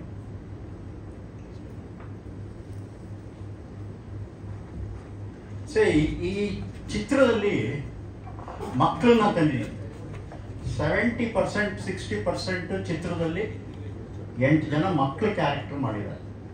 ಯಾಕೆಂದರೆ ಒಂದು ಹೀರೋ ಸ್ಟಂಟ್ ಸ್ಕೂಲ್ ನಡೆಸ್ತಾ ಇರ್ತಾನೆ, ಅಲ್ಲಿ ಆ ಮಕ್ಕಳಿಗೆ ಬರೀ ಕಂಪ್ಯೂಟರ್ ಮುಂದೆ ಕೂತ್ಕೊಂಡು ಓದೋದಲ್ಲ, ದೇಹ ಹೇಗೆ ಸ್ಫುಟವಾಗಿ ಇಟ್ಕೋಬೇಕು ಅನ್ನೋದನ್ನು ಅಲ್ಲಿ ಹೇಳ್ಕೊಡ್ತಾ ಅವರು ಈ ಟೆರರಿಸ್ಟ್ನ ಕಂಡುಹಿಡಿಯೋದಕ್ಕೆ ದೊಡ್ಡವರು ಹೋದ್ರೆ ಗೊತ್ತಾಗ್ಬಿಡುತ್ತೆ ಅಂತ ಹೇಳಿ ಆ ಮಕ್ಕಳನ್ನ ಡೆಬ್ಯೂಟ್ ಮಾಡ್ತಾರೆ ಉಪೇಂದ್ರ ಅವರು. ಅವರು ಏನೇನು ಸಾಹಸ ಮಾಡ್ತಾರೆ, ಅವರ ಲೈಫನ್ನೇ ಹೇಗೆ ಪಣ ಇಟ್ಟು ಕೊನೆಗೆ ಅವರು ಕಾಶ್ಮೀರಕ್ಕೆ ಕಿಡ್ನಾಪ್ ಮಾಡ್ಕೊಂಡು ಹೋಗ್ಬಿಡ್ತಾರೆ, ಪಾಕ್ ಆಕ್ಯುಪೈಡ್ ಕಾಶ್ಮೀರ್ಗೆ. ಇವತ್ತೇನು ನಾವು ಇಂಡಿಯಾ ದೇಶ ಪಾಕ್ ಆಕ್ಯುಪೈಡ್ ಕಾಶ್ಮೀರ ನಾವು ತಗೋತೀವಿ ಅಂತಿದೆ, ಅಲ್ಲಿ ಶೂಟ್ ಮಾಡಿದ್ದೀವಿ. ಪಾಕ್ ಆಕ್ಯುಪೈಡ್ ಕಾಶ್ಮೀರದಲ್ಲಿ ಸಿಂಧೂ ನದಿ ಪಕ್ಕ ಮಾಡಿದ್ದೀವಿ. ನಾನು ಫಿಲಮಲ್ಲಿ ತೋರಿಸ್ತೀನಿ ನಿಮಗೆ, ಎಲ್ಲಿ ಸಿಂಧೂ ನದಿ ಇವತ್ತು ಆ ನೀರಿನ ಗಲಾಟೆ ಪಾಕಿಸ್ತಾನಕ್ಕೆ ಇಂಡಿಯಾಕ್ಕೆ ಏನು ನಡೀತಿದೆಯೋ ಅಲ್ಲಿವರೆಗೂ ಹೋಗಿ ಶೂಟ್ ಮಾಡಿದ್ವಿ. ಹಲವಾರು ಸನ್ನಿವೇಶಗಳು ಎಲ್ಲ ಏನು ಬೆಂಗಳೂರಿನಲ್ಲಿ ಬ್ಲಾಸ್ಟ್ ನಡೀತು, ಬಾಂಬೆಲಿ ಏನು ಬ್ಲಾಸ್ಟ್ ನಡೀತು, ಎಲ್ಲೆಲ್ಲಿ ಅದರ ಅನಾಹುತ ಪರಿಣಾಮ ಬೀರಿದೆ ಅದನ್ನೆಲ್ಲ ಚಿತ್ರದಲ್ಲಿ ತಂದಿದೆ. ಈ ಒಂದು ಪ್ರಯತ್ನದಲ್ಲಿ ಗ್ರಾಫಿಕ್ಸ್ನ ಭಾಳ ಯೂಸ್ ಮಾಡಿದ್ದೀವಿ. ಒಂದು ಕ್ಯಾರೆಕ್ಟರೇ ತಂದಿದ್ದೀವಿ, ಚಿಕ್ಕದೊಂದು ಇಡೀ ಕ್ಯಾರೆಕ್ಟರ್ ಥ್ರೂಔಟ್ ಪಿಕ್ಚರು. ಯಾಕಂದರೆ ಮಕ್ಕಳು ಇರೋದ್ರಿಂದ ಒಂದು ಕ್ಯಾರೆಕ್ಟ್ರು ಹತ್ತಿರವಾಗಿರಲಿ ಜನಕ್ಕೆ ಅಂಥೇಳಿ ಆ ಕ್ಯಾರೆಕ್ಟ್ರನ್ನ ತಂದಿದ್ದೀವಿ. ಆ ಕ್ಯಾರೆಕ್ಟರ್ ಮಾತಾಡುತ್ತೆ, ಆ ಕ್ಯಾರೆಕ್ಟ್ರು ಎಲ್ಲ ಕಡೆ ಮೂವ್ಮೆಂಟ್ ಹೋಗುತ್ತೆ ಅವ್ರ ಜೊತೆಯಲ್ಲಿ. ಹಲವಾರು ಕಷ್ಟದ ಪ್ಲೇಸ್ಗಳಲ್ಲಿ ಆ ಇಲಿ ಹೋಗಿ ಕೆಲಸ ಮಾಡುತ್ತೆ, ಅದು ಒಂದು ಕ್ಯಾರೆಕ್ಟರ್ ಪಿಕ್ಚರ್. ಹೀಗೆ ಹಲವಾರು ಸನ್ನಿವೇಶಗಳು ಇದರಲ್ಲಿ ನನಗೆ ಬಹಳ ಒಂದು ಸಹಾಯ ಮಾಡಿ ನಮ್ಮ ಜೊತೆಯಲ್ಲಿ ಬಂದಿದ್ದು ಅಂದರೆ ಉಪೇಂದ್ರ ಅವರು. ಆ್ಯಕ್ಚುಲಿ ಉಪೇಂದ್ರ ಅವರು ಬರ್ತಿದ್ರು, ಅವರು ಎಲ್ಲ ಶೂಟಿಂಗ್ ಮಾಡ್ತಿದ್ದಾರೆ, ನಾನು ಇನ್ನೊಂದು ಮೀಟಿಂಗ್ ಬರ್ತಾರೆ. ಅವರು 2 ಕ್ಯಾರೆಕ್ಟರ್ ಪಾಪ, ಈ ಶಾರ್ಟ್ಗೆ ಈ ಕ್ಯಾರೆಕ್ಟರ್ಗೆ ಡ್ರೆಸ್ ಚೇಂಜ್ ಮಾಡಬೇಕು, ಇನ್ನೊಂದು ಕ್ಯಾರೆಕ್ಟರ್ಗೆ ಇನ್ನೊಂದು ಕ್ಯಾರೆಕ್ಟರ್ ಡ್ರೆಸ್ ಚೇಂಜ್ ಮಾಡ್ಕೋಬೇಕು. ನನಗೆ ಭಾಳ ಒಂದು ಸಪೋರ್ಟಾಗಿ ನಿಂತ್ಕೊಂಡು ಅವರೊಂದು ಡೈರೆಕ್ಟರ್ ಆಗಿದ್ರೂ ನಮಗೆ ಬೇಕಾದಷ್ಟು ಡಿಸ್ಕಷನ್ ಮಾಡಿ ಸಲಹೆಗಳನ್ನ ತಗೊಂಡು ಮಾಡಿದ್ದಾರೆ. ಈಸ್ ಅ ವೆರಿ, ನಮಗೆ ಅಷ್ಟು ನಮ್ಮ ಕಂಪ್ನಿಗೆ ನನ್ನನ್ನು ಕಂಡ್ರೆ ಅಷ್ಟು ಪ್ರೀತಿ ಅವ್ರಿಗೆ, ಅಷ್ಟು ಸಹಾಯ ಮಾಡಿದ್ರು. ನಾನು ಯಾವಾಗಲೂ ಅವ್ರನ್ನ ಮರೆಯೋಕ್ಕಾಗಲ್ಲ. ನನ್ನ ಪಿಕ್ಚರ್ ಮುಗಿಸ್ಬೇಕಾದ್ರೂ ನನಗೆ ಬ್ಯಾಂಕ್ ಲೋನ್ 33 ಕೋಟಿಗೆ ಆಗಿಬಿಟ್ಟಿತ್ತು. ಆ ಟೈಮಲ್ಲಿ ಉಪೇಂದ್ರ ಅವರು ನಾನು ಒಂದೇ ಮಾತಾಡೋದು, ಸರ್ ನನಗೇನು ನೀವು ಕೇರ್ ಮಾಡಬೇಡಿ, ನೀವು ಪಿಕ್ಚರ್ ಮುಗಿಸಿ ಸರ್, ನಿಮ್ಮಂಥ ಮೇಕರ್ಸ್ ಇರಬೇಕು, ನಿಮ್ಮ ಮೇಕಿಂಗ್ ಏನು ಸರ್ ಅಂತ ಇವತ್ತು ಹೇಳ್ತಾರೆ. ಆದ್ದರಿಂದ ನಾನು ಉಪೇಂದ್ರ ಅವ್ರನ್ನ ಮರೆಯೋಕ್ಕೆ ಆಗಲ್ಲ, ಅವ್ರಿಗೆ ಯಾವಾಗಲೂ ನಾನು ಚಿರಋಣಿ. ಏಕೆಂದರೆ ಅವ್ರು ಯಾವಾಗ ಹೇಳ್ತಿದ್ದೇನೆ, ಸರ್ ಮೇಕರ್ ಬದುಕಬೇಕು ಸರ್, ಮೇಕರ್ ಬದುಕಿದ್ರೇ ಸರ್ ಸಿನಿಮಾ ಇಂಡಸ್ಟ್ರಿ, ಮೇಕರ್ ಆಗಿಲ್ಲದೆ ಇದ್ರೆ ಹೇಗೆ ಸರ್, ನಮ್ಮಿಂದ ಏನು ಹೇಳಿ ಸರ್ ಎಲ್ಲ ಮಾಡ್ಕೊಳ್ಳೋಣ ಅಂತ ಹೇಳಿ ಪಾಪ ಭಾಳ ನಮಗೆ ಕೋಆಪ್ರೇಟ್ ಮಾಡಿ ಆ ಬ್ಯಾಂಕಿನ ಪ್ರಾಬ್ಲಮ್ ಎಲ್ಲ ಅವ್ರಿಗೆ ಗೊತ್ತಾದ್ಮೇಲೆ ಅವ್ರು ದುಡ್ಡು ತಗೊಳ್ಳಿಲ್ಲ ನನ್ನ ಹತ್ರ. ಬೇಡ ಸರ್ ನಾವು ತಗೊಳ್ಳೋಣ ಮುಂದಕ್ಕೆ, ನೀವು ಪಿಕ್ಚರ್ ಮುಗಿಸಿ ಸರ್ ಅಂಥೇಳಿ, ಏನು ಅಂದ್ಕೊಂಡಿದ್ದೀರೋ ಅದನ್ನೇ ಮಾಡಿ ಸರ್ ನೀವು ಅಂಥೇಳಿ ನನಗೆ ತುಂಬ ಬೆನ್ನೆಲುಬಾಗಿ ನಿಂತ್ಕೊಂಡು ಮಾಡಿದ್ರು. ಆಮೇಲಿಂದ ರಮ್ಯಾ ಮೋಸ್ಟ್ ಬ್ಯೂಟಿಫುಲ್ ಆ್ಯಕ್ಟ್ರೆಸ್ ನಮ್ಮ ಕನ್ನಡದಲ್ಲಿ ಇವತ್ತು. ಅಷ್ಟಿಲ್ಲೇ ಅವ್ರನ್ನ ಇವತ್ತು ಬ್ಯೂಟಿ ಕ್ವೀನ್ ಅಂತ ಹೇಳ್ತೀವಿ. ಆಮೇಲಿಂದ ಯಾವುದೇ ಪಾತ್ರ ಕೊಟ್ಟರು ಅವರು ಮೋಸ್ಟ್ ಬ್ಯೂಟಿಫುಲ್ ಫೇಸ್ ಅದು. ಆ ಫೇಸು ಸೋಷಿಯಲ್ಗೂ ಆಗುತ್ತೆ, ಮೈಥೊಲಾಜಿಕಲ್ಗೂ ಆಗುತ್ತೆ, ಆ್ಯಕ್ಷನ್ಗೂ ಆಗುತ್ತೆ, ಹಿಸ್ಟಾರಿಕಲ್ಗೂ ಆಗುತ್ತೆ ಅಂಥ ಫೇಸ್ ರಮ್ಯಾ ಅವ್ರದ್ದು. ನಿಜವಾಗ್ಲೂ ನಮಗೆ ಮೇಕರ್ಸ್ಗೆ ಮತ್ತು ಡೈರೆಕ್ಟರ್ಸ್ಗೆ ರಮ್ಯಾ ಅಂತ ಒಂದು ಆ್ಯಕ್ಟ್ರೆಸ್ ಇರೋದು ಭಾಳ ಪುಣ್ಯ. ಯಾಕೆಂದರೆ ಕೆಲವು ಆ್ಯಕ್ಟ್ರುಗಳು ಒಂದೊಂದಕ್ಕೆ ಸೀಮಿತ ಆಗಿರ್ತಾರೆ. ಬಟ್ ರಮ್ಯ ಅವರು ಆ ಥರ ಅಲ್ಲ. ನನ್ನ ಚಿತ್ರದಲ್ಲಿ 6 ಥರ ಕ್ಯಾರೆಕ್ಟರ್ ಮಾಡಿದ್ದಾರೆ. ಒಂದು ಹಂಟ್ರವಾಲಿ ಕ್ಯಾರೆಕ್ಟರ್, ಒಂದು ಟಾರ್ಜನ್, ಒಂದು ಶಕುಂತಲೆ ಕ್ಯಾರೆಕ್ಟರ್, ಒಂದು ಇಂಗ್ಲೀಷ್ ಗರ್ಲ್, ಆಮೇಲೆ ಒಂದು ಲೋಕಲ್ ಗರ್ಲ್. ಎಲ್ಲದಕ್ಕೂ ಏನು ಕೇಳಿದ್ರು ಪಾಪ ಎನ್ನಲಿಲ್ಲ. ಕಾಶ್ಮೀರಲ್ಲಿ ದಿನ 3 ಗಂಟೆ ರಾತ್ರಿ ಎದ್ದು ನಮ್ಮ ಜೊತೆ ಶೂಟಿಂಗ್ಗೆ ಬರೋರು. ಆ ಮಕ್ಕಳನ್ನೆಲ್ಲ ನೋಡ್ಕೊಂಡಿದ್ದೇ ರಮ್ಯಾ. ಅಷ್ಟು ಕ್ಲೋಸ್ ಆಗಿ ಆ ಮಕ್ಕಳಿಗೆ ಎಲ್ಲೂ ಸ್ಟ್ರೈನ್ ಆಗಬಾರ್ದು, ಅವ್ರು ಕರ್ಕೊಂಡೋಗಿ ಊಟ ಕೊಡಿಸೋದು, ಅವ್ರನ್ನ ಚಾಕ್ಲೇಟ್ ಕೊಡಿಸೋದು, ಶೂಟಿಂಗಲ್ಲಿ ಎಲ್ಲಿ ಸ್ಟ್ರೈನ್ ಆದರೆ ಅವರ ವ್ಯಾನ್ನಲ್ಲೇ ಮಲಗಿಸೋದು, ಈ ಥರದ್ದೆಲ್ಲ. She was very cooperative. ಆಮೇಲಿಂದ ಒಂದು ಶಾರ್ಟ್ಗೆ ನನಗೆ, ಸರ್ ನಾನು ನಿಮ್ಮ ಹತ್ರ ಒಂದು ಕೇಳ್ತೀನಿ ಕೊಡಬೇಕು ಅಂದರು. ಏನು 75,000 ರೂಪಾಯಿದು ಒಂದು ಸೀರೆ ನೋಡಿದ್ದೆ, ನನಗೆ ಕೊಡಿಸ್ಬೇಕು ಅಂದರು. ಆ ನೀಲಿ ನೀಲಿ ಸಾಂಗ್ ಇದೆಯಲ್ಲ, ಅದಕ್ಕೆ 75,000 ಒಂದು ಸ್ಯಾರಿಗೆ. ನಾಳೆ 2ನೇ ಮಾತೇ ಇಲ್ಲ. ನಮ್ಮ ಟೈಲರ್ಗೆ ಹೇಳ್ಬಿಟ್ಟು ಅವ್ರು ಹೇಳಿದ ಕಡೆಯಿಂದ ಹೋಗಿ ತಗೊಂಬಂದು ಸುಮಾರು ಒಂದು ನಿಮಿಷ ಬರ್ಬೋದು ಅಷ್ಟೇ. ಅಂದರೆ ಆಕೆಗೆ ಒಬ್ಬ ಡೈರೆಕ್ಟರ್ ಆದವನು, ಒಬ್ಬ ಪ್ರೊಡ್ಯೂಸರ್ ಆದವನು, ಆ್ಯಕ್ಟ್ರುಗಳನ್ನ ಯಾವತ್ತೂ ನಾವು ಗೆಲ್ಲಬೇಕು. ಆ್ಯಕ್ಟ್ರ್ ಜೊತೆ ನಾವು ಕ್ಲಾಶ್ ಇಟ್ಕೋಬಾರ್ದು. ಏನಿದೆ ಅದನ್ನು ಅವ್ರ ಹತ್ರ ಮಾತಾಡ್ತಾ ಇರಬೇಕು. ಪ್ರಾಬ್ಲಮ್ಸ್ ಏನು ಬರುತ್ತೆ ಅದನ್ನು ಸಾಲ್ವ್ ಮಾಡ್ತಾ ಇರಬೇಕು. ಬಟ್ ಇದೊಂದು ದೋಣಿ, ಎಲ್ಲ ಸೇರ್ಕೊಂಡು ಹೋದ್ರೇ ಆ ದೋಣಿ ರೀಚ್ ಆಗೋದು. ಅದರಲ್ಲಿ ರಮ್ಯಾ ಅವರು ತುಂಬ ನನಗೆ ಕೋಆಪ್ರೇಟ್ ಮಾಡಿದ್ರು. ಆಮೇಲೆ ಇನ್ನೊಂದು ಏನಂದರೆ, ಇವತ್ತಿಗೂ ಎಷ್ಟೋ ಕಥೆಗಳನ್ನ ನಾನು ಓದುವಾಗ ರಮ್ಯಾ ಅವ್ರ ಮನಸ್ಸಿಗೆ ಬರ್ತಾರೆ. ಅವರು ಸ್ವಲ್ಪ ದೂರ ಆಗಿದ್ದಾರೆ, ಅವ್ರು ಬರಬೇಕು, ಅವ್ರು ಇರಬೇಕು. ಏಕೆಂದರೆ ಇವತ್ತು ಕೆಲವು ಕ್ಯಾರೆಕ್ಟರ್ಗಳಿಗೆ ರಮ್ಯಾ ಅಂತ ಒಂದು ಹೆಸರಿರೋರು, ಪ್ರತಿಭೆ ಇರೋರು ನಮ್ಮ ಇಂಡಸ್ಟ್ರಿಗೆ ಬೇಕು. ನಾನು ಈಗಲೂ ಯಾವುದೋ ಒಂದು ಹಿಸ್ಟಾರಿಕಲ್ ಓದ್ತಾ ಇದ್ದೀನಿ. ಆ ಹಿಸ್ಟಾರಿಕಲ್ಗೆ ಖಂಡಿತ ರಮ್ಯಾ ಅವ್ರನ್ನ ಕೇಳ್ತೀನಿ. ರಾಣಿ ಚೆನ್ನಭೈರಾದೇವಿ ಓದ್ತಾ ಇದ್ದೀನಿ, ಅದನ್ನು ಮಾಡ್ತಾ ಇದ್ದೀನಿ. ಅದಕ್ಕೆ ರಮ್ಯಾ ಅವ್ರನ್ನ ಖಂಡಿತ ಕೇಳ್ತೀನಿ. ನಾನು ಅವ್ರು ಮಾಡೋದು ನನಗೆ ಭಾಳ ಸಂತೋಷ. ಹೀಗೆ ಆ್ಯಕ್ಟ್ರುಗಳೆಲ್ಲ ನನಗೆ ತುಂಬ ಜನ ಬಾಂಬೆಯಿಂದ ಬಂದಿದ್ದವರು, ತಮಿಳ್ನಾಡಿಂದ ಬಂದಿದ್ದವರು ಎಲ್ಲರೂ ತುಂಬ ಕೋಆಪ್ರೇಟ್ ಮಾಡಿದ್ರು. ಇದು ಎಲ್ಲದಕ್ಕಿಂತ ಹೆಚ್ಚಾಗಿ ಒಂದು ವಿಚಾರ ಇದರಲ್ಲಿ ಏನಿದೆ ಅಂದರೆ, ಕನ್ನಡದ ಮಕ್ಕಳೆಲ್ಲ ಒಂದಾಗಿ ಬನ್ನಿ ಅನ್ನೋದು ಯಾವಾಗಲೂ ಜಿ.ಕೆ. ವೆಂಕಟೇಶ್ ಅವರು ಮಾಡಿದ್ದ ಹಾಡು. ಇವತ್ತು ಕನ್ನಡ ಚಿತ್ರರಂಗದಲ್ಲಿ ನಾವು ಅಂದರೆ ಎಲ್ಲ ನಟರು, ನಿರ್ಮಾಪಕರು, ನಿರ್ದೇಶಕರೆಲ್ಲ ಕನ್ನಡದ ಮಕ್ಕಳಾಗಿರಬೇಕು, ಒಟ್ಟಿಗೆ ಇರಬೇಕು. ಯಾವುದೇ ಡಿಫ್ರೆನ್ಸ್ ಆಫ್ ಒಪಿನಿಯನ್ ಇರಬಾರ್ದು. ಯಾಕೆಂದರೆ ಇದೊಂದು ಸಮುದ್ರ. ನೀವು ಎಷ್ಟು ನೀರು ಕುಡಿತೀರ? 1 ಬೊಕ್ಸೆ ಕುಡಿಬೋದು, 2 ಬೊಕ್ಸೆ ಕುಡಿಬೋದು. ಇಷ್ಟು ಅಗಾಧವಾಗಿರೋದು ಯಾರು ಏನು ಬೇಕಾದ್ರೂ ಹಂಚ್ಕೊಂಡು ತೊಗೊಂಡೋಗ್ಬೋದು. ನಮ್ಮಲ್ಲೇ ಮನಸ್ತಾಪಗಳು ಇರಬಾರ್ದು. ಅದು ನನಗೆ, ಯಾಕೆಂದರೆ ಮನಸ್ತಾಪಗಳಿದ್ರೆ ಒಳ್ಳೆ ಪ್ರಾಜೆಕ್ಟ್ಗಳಾಗೋದು. ಅದಕ್ಕೆ ಇದರಲ್ಲೂ ಒಂದು ಟ್ರಯಲ್ಗೆ ನಾನು 14 ಜನ ಹೀರೋಗಳನ್ನ ಸುಮಾರು 6 ದಿವಸ ರಾಕ್ಲೈನ್ ವೆಂಕಟೇಶಲ್ಲಿ ಸೇರಿಸಿ, ಅಂಬರೀಷ್, ವಿಷ್ಣುವರ್ಧನ್, ಪುನೀತ್, ದರ್ಶನ್, ಆದಿತ್ಯ, ಶಿವರಾಜ್ ಕುಮಾರ್, ಜಗ್ಗೇಶ್, ಶ್ರೀನಾಥ್, ಜಗದೀಶ್, ಹೀಗೆ ಅಂದರೆ ಒಂದು ಡೈರೆಕ್ಟರ್ ಕೊಟ್ಟ ಕಾನ್ಸೆಪ್ಟ್ನ ಆರ್ಟಿಸ್ಟ್ಗಳು ತುಟಕ್ ಪಿಟಕ್ ಅನ್ನಲಿಲ್ಲ. 5 ದಿನನೂ 6 ದಿನ ನನ್ನ ಜೊತೆಲಿದ್ದು, ಬೇಡಿ ಸರ್ ಇನ್ನೂ ಒಂದು ದಿವಸ ಬೇಕಾದ್ರೆ ಮಾಡೋಣ. ಯಾಕಂದ್ರೆ ಏನು ಈಗ ಹೇಳ್ತಾ ಇದ್ದೀನಿ ಅಂದರೆ, ಈ ಯೂನಿಟಿ ಇದ್ದರೆ ನಾವು ಕನ್ನಡದಲ್ಲಿ ಮಲ್ಟಿ ಸ್ಟಾರ್ ಸಿಸ್ಟಮ್ಸ್ನ ಸಿನಿಮಾಗಳನ್ನ ಮಾಡೋದಕ್ಕೆ ಭಾಳ ಅನುಕೂಲ ಆಯಿತು. ಅದರಲ್ಲಿ ಅಂಬರೀಷ್, ವಿಷ್ಣುವರ್ಧನ್ ಅಂತೂ ಬಿಡಿ, ನನಗೆ ಭಾಳ ನಮ್ಮ ಒಂದು ಹೃದಯದ ಭಾಗ ಅವರು. ಅದರಲ್ಲಿ ಪುನೀತು, ದರ್ಶನು, ಶಿವರಾಜ್ ಕುಮಾರ್ ಅವರೊಂದು ಜನ್ರೇಷನ್, ನಾವೊಂದು ಜನ್ರೇಷನ್ನು, ಅವ್ರೊಂದು ಜನ್ರೇಷನ್. ಬಟ್ ಆದರೆ ಹೇಗಿದ್ರು ಅಂತ ಹೇಳಿದ್ರೆ, ದರ್ಶನ್, ಪುನೀತು, ಶಿವರಾಜ್ ಕುಮಾರ್ ಅಷ್ಟು ಸಂತೋಷವಾಗಿ, ಅಷ್ಟು ಚೆನ್ನಾಗಿ. ಅಂದರೆ ನಿಮಗೆ ಈ ವಿಷುವಲ್ನಲ್ಲಿ ವಿಷ್ಣುವರ್ಧನ್, ಶಿವರಾಜ್ ಕುಮಾರ್ ಮತ್ತು ಪುನೀತ್ ರಾಜ್ಕುಮಾರ್ 3 ಜನ ಡ್ಯಾನ್ಸ್ ಮಾಡೋ ಶಾರ್ಟ್ ಇನ್ ಲೈಫಲ್ಲಿ ಸಿಗಲ್ಲ. ಆ ಪುನೀತ್ ಇಂಟೆನ್ಸು, ಶಿವರಾಜ್ ಕುಮಾರ್ ಇಂಟೆನ್ಸು, ಅಂಬರೀಷ್ ಇಂಟೆನ್ಸು, ವಿಷ್ಣುವರ್ಧನ್ ಅವರಂತೂ ಅಷ್ಟು. ಬಾಬುಜಿ ಎಂಥ ಒಂದು ಡ್ರೀಮ್ ಆಗೋಯ್ತು ನಮಗೆ, ಈ ಥರದಲ್ಲಿ ನಾವು ಪಿಕ್ಚರ್ಗಳು ಮಾಡಬೇಕು ಅಂತ ಅನ್ನೋ ಒಂದು ಕಾನ್ಸೆಪ್ಟ್ ಕೂಡ ಇಟ್ಕೊಂಡು. ಅದರಲ್ಲಿ ಎಲ್ಲಕ್ಕಿಂತ ದರ್ಶನ್ ಎಷ್ಟೇ ದೊಡ್ಡ ಆ್ಯಕ್ಟರ್ ಆಗಿದ್ದರು, ಅಷ್ಟು ಜನದ ಮಧ್ಯೆ ನಾನು ಇವತ್ತು ದೇವರಿಗೆ ಬೆಳಗ್ಗೆ ಪೂಜೆ ಮಾಡುವಾಗ ಕೇಳ್ಕೊಳ್ಳೋದು, ದರ್ಶನ್ ಒಳ್ಳೇದಾಗಲಿ, ಬೇಗ ಹೊರಗಡೆ ಬರಲಿ. ಆಗುತ್ತೆ ಜೀವನದಲ್ಲಿ ಕೆಲವು ತಪ್ಪುಗಳು, ಕ್ಷಮೆ ಅನ್ನೋದು ಒಂದು ಇದ್ದೇ ಇದೆ. ಯಾಕೆಂದರೆ ಪ್ರತಿಯೊಬ್ಬರು ಏನೇ ತಪ್ಪು ಮಾಡಿದರೂ ಕ್ಷಮೆ ಮುಂದೆ ಯಾವುದೂ ಇಲ್ಲ. ಆ ಥರದ್ದೊಂದು ಕಾಲ ಬರುತ್ತೆ. ಖಂಡಿತ ದರ್ಶನ್ ಅವರು ಹೊರಗಡೆ ಬರ್ತಾರೆ. ಆದ್ದರಿಂದ ಚಿತ್ರರಂಗಕ್ಕೆ, ಏಕೆಂದರೆ ಒಬ್ಬ ಆ್ಯಕ್ಟರ್ ಅಂದರೆ ಆ ಲೆವೆಲಿನ ಆ್ಯಕ್ಟರ್ಗೆ ಎಷ್ಟೋ ಸಂಸಾರಗಳು ನಡೆಯುತ್ತೆ. 2 ಪಿಕ್ಚರ್ 3 ಪಿಕ್ಚರ್ ಮಾಡಿದ್ರೆ 100 ಜನ ಊಟ ಮಾಡ್ತಾರೆ, 100 ಜನದ ಜೀವನ ನಡೆಯುತ್ತೆ. ಇಂಡಸ್ಟ್ರಿ ಆ ಒಂದು ಕಲೆಕ್ಷನ್ಗೆ ಇವತ್ತು ನೋಡಿ, ನಾವು ಹೇಳಬೇಕು ಅಂದರೆ ರಿಷಬ್ ಶೆಟ್ಟಿಯವರು, ನಾನು ನಿಜವಾಗ್ಲೂ ರಿಷಬ್ ಶೆಟ್ಟಿಯವ್ರನ್ನ ಭಾಳ ಅಡ್ಮೈರ್ ಮಾಡ್ತೀನಿ. ಒಬ್ಬರು ಆ್ಯಕ್ಟರ್ ಆಗಿ ಡೈರೆಕ್ಟರ್ ಆಗಿ ಒಂದು ಪಿಕ್ಚರ್ನ ತಗೊಂಡೋಗೋದು ಅಂದರೆ ಆ ಒಂದು ಲೋಕಲ್ ಕಥೆಯನ್ನು ತಗೊಂಡು, ಕತೆ ಎಷ್ಟು ಮುಖ್ಯ. ಮತ್ತು ರಿಷಬ್ ಶೆಟ್ಟಿಯವರು ಡೈರೆಕ್ಟ್ ಮಾಡಿ ಆ್ಯಕ್ಟ್ ಮಾಡಿದ್ದಾರೆ. ಸುಮ್ಮನಲ್ಲ 800 ಕೋಟಿ ರೂಪಾಯಿ ಬಿಸ್ನೆಸ್ ಮಾಡುತ್ತೆ ಅಂದರೆ ನಿಜವಾಗ್ಲೂ ರಿಷಬ್ ಶೆಟ್ಟಿಯವ್ರಿಗೆ ಕನ್ನಡ ಚಿತ್ರರಂಗದ ಪರವಾಗಿ ನಾವು ಧನ್ಯವಾದಗಳು ಹೇಳ್ತಾ, ಅವರಿಗೆ ಮುಂದೆ ಬೆಸ್ಟ್ ಆಫ್ ಲಕ್ಕು ಕೂಡ ಹೇಳ್ತಾ, ಇನ್ನೂ ಒಳ್ಳೊಳ್ಳೆ ಚಿತ್ರಗಳು ಮಾಡಲಿ.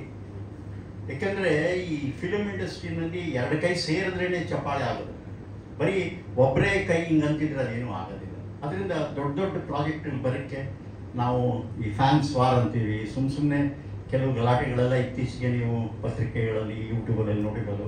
ನಾವು ಅದನ್ನೆಲ್ಲ ಮರೆತು ನಾವೆಲ್ಲ ಸೇರಿ ಕನ್ನಡ ಚಿತ್ರರಂಗಕ್ಕೆ ಒಂದು ಅತ್ಯುತ್ತಮವಾದ ಭವಿಷ್ಯ ಇದೆ. ಏಕೆಂದರೆ ಈಗಾಗಲೇ ತೋರಿಸ್ಬಿಟ್ಟಿದೆ ಒಂದು ಕನ್ನಡ ಚಿತ್ರ 800 ಕೋಟಿ ಮಾಡ್ಬೋದು ಅಂತ. ಸೊ ಎಲ್ಲ ಸೇರಿ ಮತ್ತೆ ಆ ಮಲ್ಟಿ ಸ್ಟಾರ್ ಸಿಸ್ಟಮ್ ಏನಿತ್ತು ಅದು ಬರಬೇಕು. ಬಂದರೆ ನಿರ್ಮಾಪಕರಿಗೆ, ನಿರ್ದೇಶಕರಿಗೂ ಒಂದು ಒಳ್ಳೆ ಧೈರ್ಯ ಬರುತ್ತೆ ದೊಡ್ಡ ದೊಡ್ಡ ಪಿಕ್ಚರ್ ಮಾಡೋದಕ್ಕೆ. ಹೀಗೆ ರಕ್ತ ಕಾಶ್ಮೀರನ ಮುಗಿಸಿದ್ದೀವಿ. ಸದ್ಯದಲ್ಲೇ ಸೆನ್ಸಾರ್ಗೆ ಹೋಗಿದೆ. ಸೆನ್ಸಾರಿಂದ ಬಂದ ತಕ್ಷಣ ಈ ವಾರದಲ್ಲಿ ಡೇಟ್ ಕೂಡ ಅನೌನ್ಸ್ ಮಾಡ್ತೀವಿ. ನಮ್ಮ ಕನ್ನಡ ಚಿತ್ರರಂಗ ಯಾವುದಕ್ಕೂ ಏನು ಕಡಿಮೆ ಇಲ್ಲ. ಈ ಒಂದು ಚಿತ್ರದಿಂದ ಈಗಾಗಲೇ ನನಗೆ ತಮಿಳಿಗೆ, ಹಿಂದಿಗೆ, ತೆಲುಗುಗೆಲ್ಲ ಡಬ್ಬಿಂಗು ಕೂಡ ಕೇಳ್ತಾ ಇದ್ದಾರೆ. ಯಾಕೆಂದರೆ ಕತೆ ಅಂಥದ್ದು ಈ ಕತೆ ಇದೆಯಲ್ಲ, ಟೆರರಿಸಮ್ ಮೇಲೆ 4-5 ಜನ ಮಕ್ಕಳು ಸೇರಿಕೊಂಡು ಹೇಗೆ ಪಾಕ್ ಆಕ್ಯುಪೈಡ್ ಕಾಶ್ಮೀರ್ಗೆ ಹೋಗಿ ಅಲ್ಲಿ ಹೀರೋ ಜೊತೆ ಸೇರಿಕೊಂಡು ಅದನ್ನು ಧ್ವಂಸ ಮಾಡಿ ಬರ್ತಾರೆ ಅನ್ನೋದೇ ಒಂದು ಥ್ರಿಲ್ಲಿಂಗ್ ಸಬ್ಜೆಕ್ಟ್. ಸೊ ತಾವೆಲ್ಲ ಬಂದಿದ್ದೀರ, ಟ್ರೈಲರ್ ಒಂದು ತೋರಿಸಿದ್ದೀವಿ, ಇಷ್ಟರಲ್ಲೇ ಸಿನಿಮಾನು ತೋರಿಸ್ತೀವಿ. ನೀವು ಇಷ್ಟು ದಿವಸ ಕೊಟ್ಟಿದ್ದ ಸಪೋರ್ಟ್ಗಿಂತ ಈಗ ನನಗೊಂದು ಹೆಚ್ಚಿನ ಸಪೋರ್ಟ್ ನೀವೆಲ್ಲ ಕೊಡಬೇಕು. ಯಾಕಂದರೆ ನಾನು ಇನ್ನೂ ಸಿನಿಮಾಗಳು ಮಾಡಬೇಕು, ಇದು ತಾಪ್ನಂಥ ಸಿನಿಮಾ ಮಾಡಬೇಕು, ಇನ್ನೂ 100 ಕೋಟಿ ಮಾಡಬೇಕು, 200 ಕೋಟಿ ಮಾಡಬೇಕು, ನೃಪತುಂಗ ಮಾಡಬೇಕು, ದುರ್ಗಾಸ್ತಮಾನ ಮಾಡಬೇಕು, ರಾಣಿ ಚೆನ್ನಭೈರಾದೇವಿ ಮಾಡಬೇಕು. ಈ ಥರದ್ದೆಲ್ಲ ಆಸೆಗಳು ಇನ್ನೂ ಇಟ್ಕೊಂಡಿದ್ದೀನಿ. ಈ ಆಸೆಗೆಲ್ಲ ನೀವು ನನ್ನ ಜೊತೆಯಲ್ಲಿದ್ದು ತಪ್ಪಿದ್ರೆ ತಿದ್ದಿ ಅಲ್ವ, ಇನ್ನು 2ನೇ ಆಗ್ತೀನಿ. ನಾನು ಸ್ಪೋರ್ಟಿವ್ ಆಗಿ ತಗೋತೀನಿ. ಯಾಕೆಂದರೆ ತಪ್ಪು ಮಾಡೋದು ಮನುಷ್ಯನ ಸಹಜ. ಸೊ ಅದು ಹೇಳಿದಾಗ ತಿದ್ದುಕೊಂಡಾಗ ನಾವು ಇನ್ನೂ ಮುಂದೆ ಹೋಗೋದಕ್ಕೆ ನಾನು ಒಬ್ಬನೇ ಇಲ್ಲ, ಚಿತ್ರರಂಗ, ಕನ್ನಡ ಚಿತ್ರರಂಗ ಆಸ್ಕಾರ್ಗೂ ಹೋಗಬೇಕು ಅನ್ನೋದೇ ನನ್ನ ಆಸೆ. ಮತ್ತು ಇವತ್ತಾಗಲೇ ರಿಷಬ್ ಶೆಟ್ಟಿಯವ್ರ ಪಿಕ್ಚರು 5,000-6,000 ಸ್ಕ್ರೀನ್ ಸ್ಪೇನ್ವರೆಗೂ ಹೋಗಿದೆ. ಹಾಗೆ ಎಲ್ಲ ಕಡೆಗೂ ನಮ್ಮ ಕನ್ನಡ ಚಿತ್ರಗಳು ಡಬ್ಬಾಗಿ ಜಪಾನ್, ರಷ್ಯಾ ಅಲ್ಲಿಗೆಲ್ಲ ಹೋಗಬೇಕು. ಆ ಒಂದು ನಿಟ್ಟಿನಲ್ಲಿ ಪ್ರತಿಯೊಬ್ಬರೂ ನಾವು ಕೆಲಸ ಮಾಡಬೇಕು. ಅದಕ್ಕೆ ನೀವೇ ಮೊದಲು ನಮ್ಮ ಪಿಕ್ಚರ್ನೇನಾದ್ರು ಇದ್ದರೆ ತೋರಿಸೋರು, ಮಾಧ್ಯಮದಿಂದನೇ ತೋರಿಸೋದು. ಆದ್ದರಿಂದ ಈ ಒಂದು ಸಂದರ್ಭದಲ್ಲಿ ತಾವೆಲ್ಲ ಬಂದಿದ್ದಕ್ಕೆ ಹಾಗೂ ನಮ್ಗೆ ಇಷ್ಟು ದಿವಸ ಸಹಕಾರ ಕೊಟ್ಟಿದ್ದೀರ, ಮುಂದೆನೂ ಇದೇ ಥರ ಸಹಕಾರ ಕೊಡಿ ಅಂತ ಹೇಳಿ ನಾನು 2 ಮಾತು ಮುಗಿಸ್ತೀನಿ. ಈಗ ನಮ್ಮ ಇಲ್ಲಿ ಬರಲ್ಲ, ಇಲ್ಲ ಬನ್ನಿ, ನಾನು ಡೈರೆಕ್ಟ್ರು. ನಾನು ಯಾವತ್ತು ಕೂತ್ಕೋತೀನಿ ಅವ ಡೈರೆಕ್ಟ್ ಅಲ್ಲ.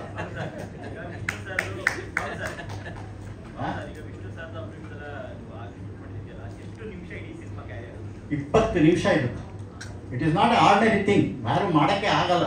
It is own and only. ಇನ್ನು ಆಗೈತೆ ಕನ್ನಡ ಚಿತ್ರರಂಗದಲ್ಲಿ ಆ ಥರ ಒಂದು 18ರಿಂದ 20 ನಿಮಿಷ ಒಂದು ಮಕ್ಕಳಿಗೆ ಪಾಠ ಹೇಳ್ತಾ, ಫ್ಯಾನ್ಸ್ಗೂ ಮನೋರಂಜನೆ ಕೊಡ್ತಾ, ಆ ಥರ ಕಾಂಬಿನೇಷನ್ ಇನ್ನು ಸಿಗೋದೇ ಇಲ್ಲ. ಹಾಂ ಮಾಡಿದ್ದೀನಿ, ಇರುವೆ ಮೇಲೆ ಒಂದು ಸಾಂಗ್ ಮಾಡಿದ್ದೀನಿ. ಯಾಕೆಂದರೆ ಮಕ್ಕಳಿಗೆ ಫಿಲ್ಮ್ ಆದ್ದರಿಂದ ಒಂದು ಇರುವೆ ಮೇಲೆ ಕೂಡ ಸಾಂಗ್ ಮಾಡಿದ್ವಿ. ಆ ಚಿಕ್ಕದು ಇಲಿನೂ ತುಂಬ ಚೆನ್ನಾಗಿ ಥ್ರೂಔಟ್ ಫಿಲಮ್ ತಗೊಂಡೋಗಿದ್ದೀವಿ. ಆಮೇಲೆ ಇದು ಹೊಸ ಪ್ರಯತ್ನ, ಈ ಥರದ ಪ್ರಯತ್ನ ನನಗನ್ಸುತ್ತೆ ಕನ್ನಡದಲ್ಲಿ. ನಾನು ನಾಗರಹೊಳೆ ಆದಮೇಲೆ ಮತ್ತೆ ಮಕ್ಕಳನ್ನ ಇಟ್ಕೊಂಡು ಒಂದು ಕಮರ್ಷಿಯಲ್ ಹೀರೋಯಿನ್ ಇಟ್ಕೊಂಡು ಅವ್ರ ಜೊತೆಲಿ ಮಕ್ಕಳನ್ನು ಇಟ್ಕೊಂಡು ಒಂದು ಫ್ಯಾಮಿಲಿ ಸಮೇತ ಬರಬೇಕು. ಆಮೇಲೆ ದೇಶದ ಪ್ರೇಮ ಇದೆಯಲ್ಲ, ದೇಶದ ಬಗ್ಗೆ ಪ್ರೇಮ ಅದು ಮಕ್ಕಳಲ್ಲಿ ಸೀಡ್ ಆಗಬೇಕು ಅನ್ನೋದೇ ನನ್ನ ಉದ್ದೇಶ. ಅದಕ್ಕೆ ಮಕ್ಕಳನ್ನ ಜೊತೆಲಿ ಇಟ್ಕೊಂಡು ಒಂದು ಟೆರರಿಸಮ್ ತಗೊಂಡ್ಬಿಟ್ಟು ದೇಶ ಎಷ್ಟು, ದೇಶ ಮುಖ್ಯ ಎಷ್ಟು, ದೇಶದ ಸ್ವಾತಂತ್ರ್ಯ ಎಷ್ಟು ಮುಖ್ಯ, ನಾವೆಲ್ಲ ನಮ್ಮ ರೆಸ್ಪಾನ್ಸಿಬಿಲಿಟಿ ಏನು ಅನ್ನೋದನ್ನು ಚಿತ್ರದಲ್ಲಿ ಹಾಡಿನ ಮೂಲಕ, ಡೈಲಾಗ್ ಮೂಲಕ, ಸೀನ್ಗಳ ಮೂಲಕ ತೋರಿಸ್ಕೊಂಡು ಬಂದಿದ್ವಿ.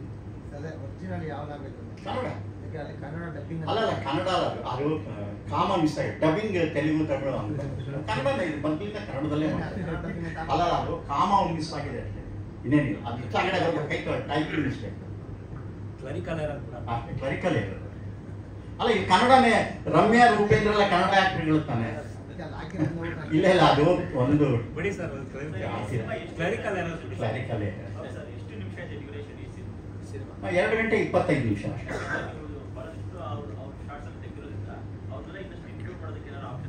ಅಲ್ಲ, ಎಲ್ಲಾನು ಕರೆಕ್ಟಾಗಿ 2 ಗಂಟೆ 25 ನಿಮಿಷ ಇದೆ. First half 114, second half 116. ಇನ್ನು ಸಿಗಲ್ಲ. ಅಲ್ಲ, ಅದಕ್ಕೆ ನಾವು ಒಂದು ಫ್ರೇಮು ಬಿಟ್ಟಿಲ್ಲ. ಆ ಸಾಂಗ್ಗೆ ಏನು ಬೇಕಾಗಿತ್ತು 10 ನಿಮಿಷದ ಸಾಂಗ್ಗೆ ಅಷ್ಟು ತೆಗೆದಿದ್ದೀವಿ. ಅದು ನಿಜವಾಗ್ಲೂ ನನ್ನ ಜೀವನದಲ್ಲಿ ಒಂದು ಮೈಲಿಗಲ್ಲು ಅಂತ ಹೇಳ್ಬೋದು. ಯಾಕಂದ್ರೆ 15 ಜನ ಹೀರೋಗಳನ್ನ ಡೈರೆಕ್ಟ್ ಮಾಡೋದು ಸುಮ್ಮನಲ್ಲ. ಅಲ್ಲ, ಅದು ಆಗದೇ ಇಲ್ಲ. ನೀವು ಇಬ್ಬರನ್ನೇ ಸೇರ್ಸಕ್ಕಾಗ್ತಾ ಇಲ್ಲ ಇವತ್ತು. 15 ಜನನ ಏನೋ ದೇವರ ದಯ ಮತ್ತೆ ಅವರ ಒಂದು ಆ 15 ಜನ ನನ್ನ ಮೇಲೆ ಇಟ್ಟಿದ್ದ ಒಂದು ಪ್ರೀತಿ, ವಿಶ್ವಾಸ, ನಂಬಿಕೆ, ಇದು ಆ ಒಂದು ಸಾಂಗ್ ಮಾಡೋಕ್ಕಾಯ್ತು. ಆ ಥರದಲ್ಲಿ ನಾವು ಆ್ಯಕ್ಚುಲಿ ಒಂದು ದೊಡ್ಡ ಸಿನಿಮಾನೇ ಅಂದ್ಕೊಂಡಿದ್ದೀನಿ ಆ ಥರ. ಬಟ್ ಅನ್ಫಾರ್ಚುನೇಟ್ಲಿ ಇವತ್ತು ನಮ್ಮ ಹತ್ರ 3 ಜನ ಇಲ್ಲ. ಅಂಬರೀಷ್ ಇಲ್ಲ, ವಿಷ್ಣುವರ್ಧನ್ ಇಲ್ಲ, ಪ್ಲಸ್ ಪುನೀತ್ ಅವರಿಲ್ಲ. ಆ ಪುನೀತ್ ಅವರು, ದರ್ಶನ್ ಅವರು, ಅವರೆಲ್ಲ ವಿಷ್ಣುವರ್ಧನ್, ಅಂಬರೀಷ್ ಜೊತೆಲಿ ಎಷ್ಟು ಒಂದು ಫ್ಯಾಮಿಲಿನಲ್ಲಿ ಹೇಗಿರ್ತೀವಿ ಹಾಗೆ ಇದ್ರು 6 ದಿವಸ. ಆ 6 ದಿವಸ ಮಾತ್ರ ನನ್ನ ಜೀವನದಲ್ಲಿ ಅದನ್ನು ಮರೆಯೋಕ್ಕೆ ಆಗೋದಿಲ್ಲ. ಯಾಕೆಂದರೆ ಕನ್ನಡದ ಅಷ್ಟು ದೊಡ್ಡ ಮೇರು ನಟರು ಇನ್ಯಾರು ಆ ಥರ ಸೇರ್ಸಕ್ಕೂ ಆಗಲ್ಲ. ಏನೋ ಎಲ್ಲರ ಒಂದು ಕನ್ನಡಿಗರ ಆಶೀರ್ವಾದ ಅದನ್ನು ಸೇರಿಸ್ತು ಒಂದು ಜನಕ್ಕೆ. ಅವ್ರಿಗೊಂದು ಭಾಗ್ಯ ಸಿಕ್ಕಲಿ. ಈ ಥರ ಒಟ್ಟಿಗೆ ನಮ್ಮ ಹೀರೋಗಳನ್ನೆಲ್ಲ ನೋಡ್ತೀವಿ, ನಮ್ಮಲ್ಲಿ ಯಾವುದೂ ಮನಸ್ತಾಪ ಇಲ್ಲ, ನಾವೆಲ್ಲ ಒಂದೇ ಅನ್ನೋ ಒಂದು ಫೀಲಿಂಗ್ನ ತರೋದಕ್ಕೆ. ಅದಕ್ಕೆ ಹೇಳಿದೆ ಕನ್ನಡದ ಮಕ್ಕಳೆಲ್ಲ ಒಂದಾಗಿ ಬನ್ನಿ ಅಂತೇಳಿ GK ವೆಂಕಟೇಶ್ ಅವರು ಆ ಕಾಲದಲ್ಲೇ ಹಾಡು ಮಾಡಿದರು. ಆ ಹಾಡಿನ ಒಂದು ಇನ್ಸ್ಪಿರೇಷನ್ ಮೇಲೆ ಆಗಿದೆ. ಸೊ ಇಷ್ಟಲ್ಲೇ ಫಿಲಮ್ ತೋರಿಸ್ತೀನಿ ನಿಮಗೆ. ಈಗ ನಾನು ಸೆನ್ಸಾರ್ ಹಾಕಿದ್ದೀನಿ. ಇನ್ನೊಂದು ವಾರದಲ್ಲೋ 2 ವಾರದಲ್ಲೋ ಮಾಡ್ತೀನಿ. ಅವರು ಊರ್ಲಿಲ್ಲ. ರಮ್ಯಾ ಅವರು ದುಬೈಗೆ ಹೋಗಿದ್ದಾರೆ, ಉಪೇಂದ್ರನು ಶೂಟಿಂಗ್ ತಮಿಳ್ನಾಡಲ್ಲಿದ್ದಾರೆ. ಮಾಡ್ತೀವಿ. ಇದು ಫಸ್ಟು ಒಂದು ನಿಮಗೊಂದು ಇಂಟ್ರೊಡಕ್ಷನ್ ಕೊಟ್ಟು ಒಂದು ಟ್ರೈಲರ್ನ ಬಿಡುಗಡೆ ಮಾಡೋದಕ್ಕೆ ಥಿಯೇಟ್ರಿಗೆ ಕಳ್ಸೋಕ್ಕೆ ಮೊದಲು ನಿಮ್ಗೊಂದ್ಸರಿ ತೋರಿಸ್ಬಿಟ್ಟು ನಿಮ್ಮ ಅದು ಮೊದಲು ಭೀಮೂಸ್ ಬ್ಯಾಂಗ್ ಕಿಡ್ ಇತ್ತಲ್ವಾ, ಅದು ಮಕ್ಕಳ ಥರ ಸಿನಿಮಾ ಇತ್ತು. ಇವಾಗ ನೀವು ರಕ್ತ ಕಾಶ್ಮೀರ ಅಂತ ಅಲ್ಲ, ಈಗ ಚೇಂಜ್ ಮಾಡಿದ್ದೀವಿ. ಏನಿತ್ತು ಅದು ತಗೊಂಡು ಚೇಂಜ್ ಮಾಡಿದ್ದೀವಿ. ಅದಕ್ಕೇನೆ ಆ ಟೈಟ್ಲಿಗೂ ಈ ಟೈಟ್ಲಿಗೂ ಬನ್ನಿ ಅರುಣ್ ರಾಯ್ ಬನ್ನಿ. ಇಲ್ಲ, ಅದಿಲ್ಲ, ಅದಕ್ಕೂ ಇದಕ್ಕೂ ಸಂಬಂಧ ಅದೇ ಬೇರೆ ಇದೆ. ಇದಕ್ಕೇನು ಬೇಕೋ ಕರೆಕ್ಷನ್ ಒಂದಿಷ್ಟು ತಗೊಂಡು ಆ ಮೆಟೀರಿಯಲ್ನ ಬೇರೆ ಶೂಟ್ ಮಾಡಿ ಇವತ್ತಿನ ಟೆರರಿಸಮ್ಗೆ, ಇವತ್ತಿನ ಆಪರೇಷನ್ ಸಿಂಧೂರ್ ಏನು ನಡೀತು ಅದನ್ನೆಲ್ಲ ಆ್ಯಡ್ ಮಾಡಿ. ಇದು ಮಕ್ಕಳ ಸಿನಿಮಾನ? ಇಲ್ಲ, ಮಕ್ಕಳದಲ್ಲ. It is a family entertainer with ಒಂದು ದೇಶ ಪ್ರೇಮದ ಕಥೆ.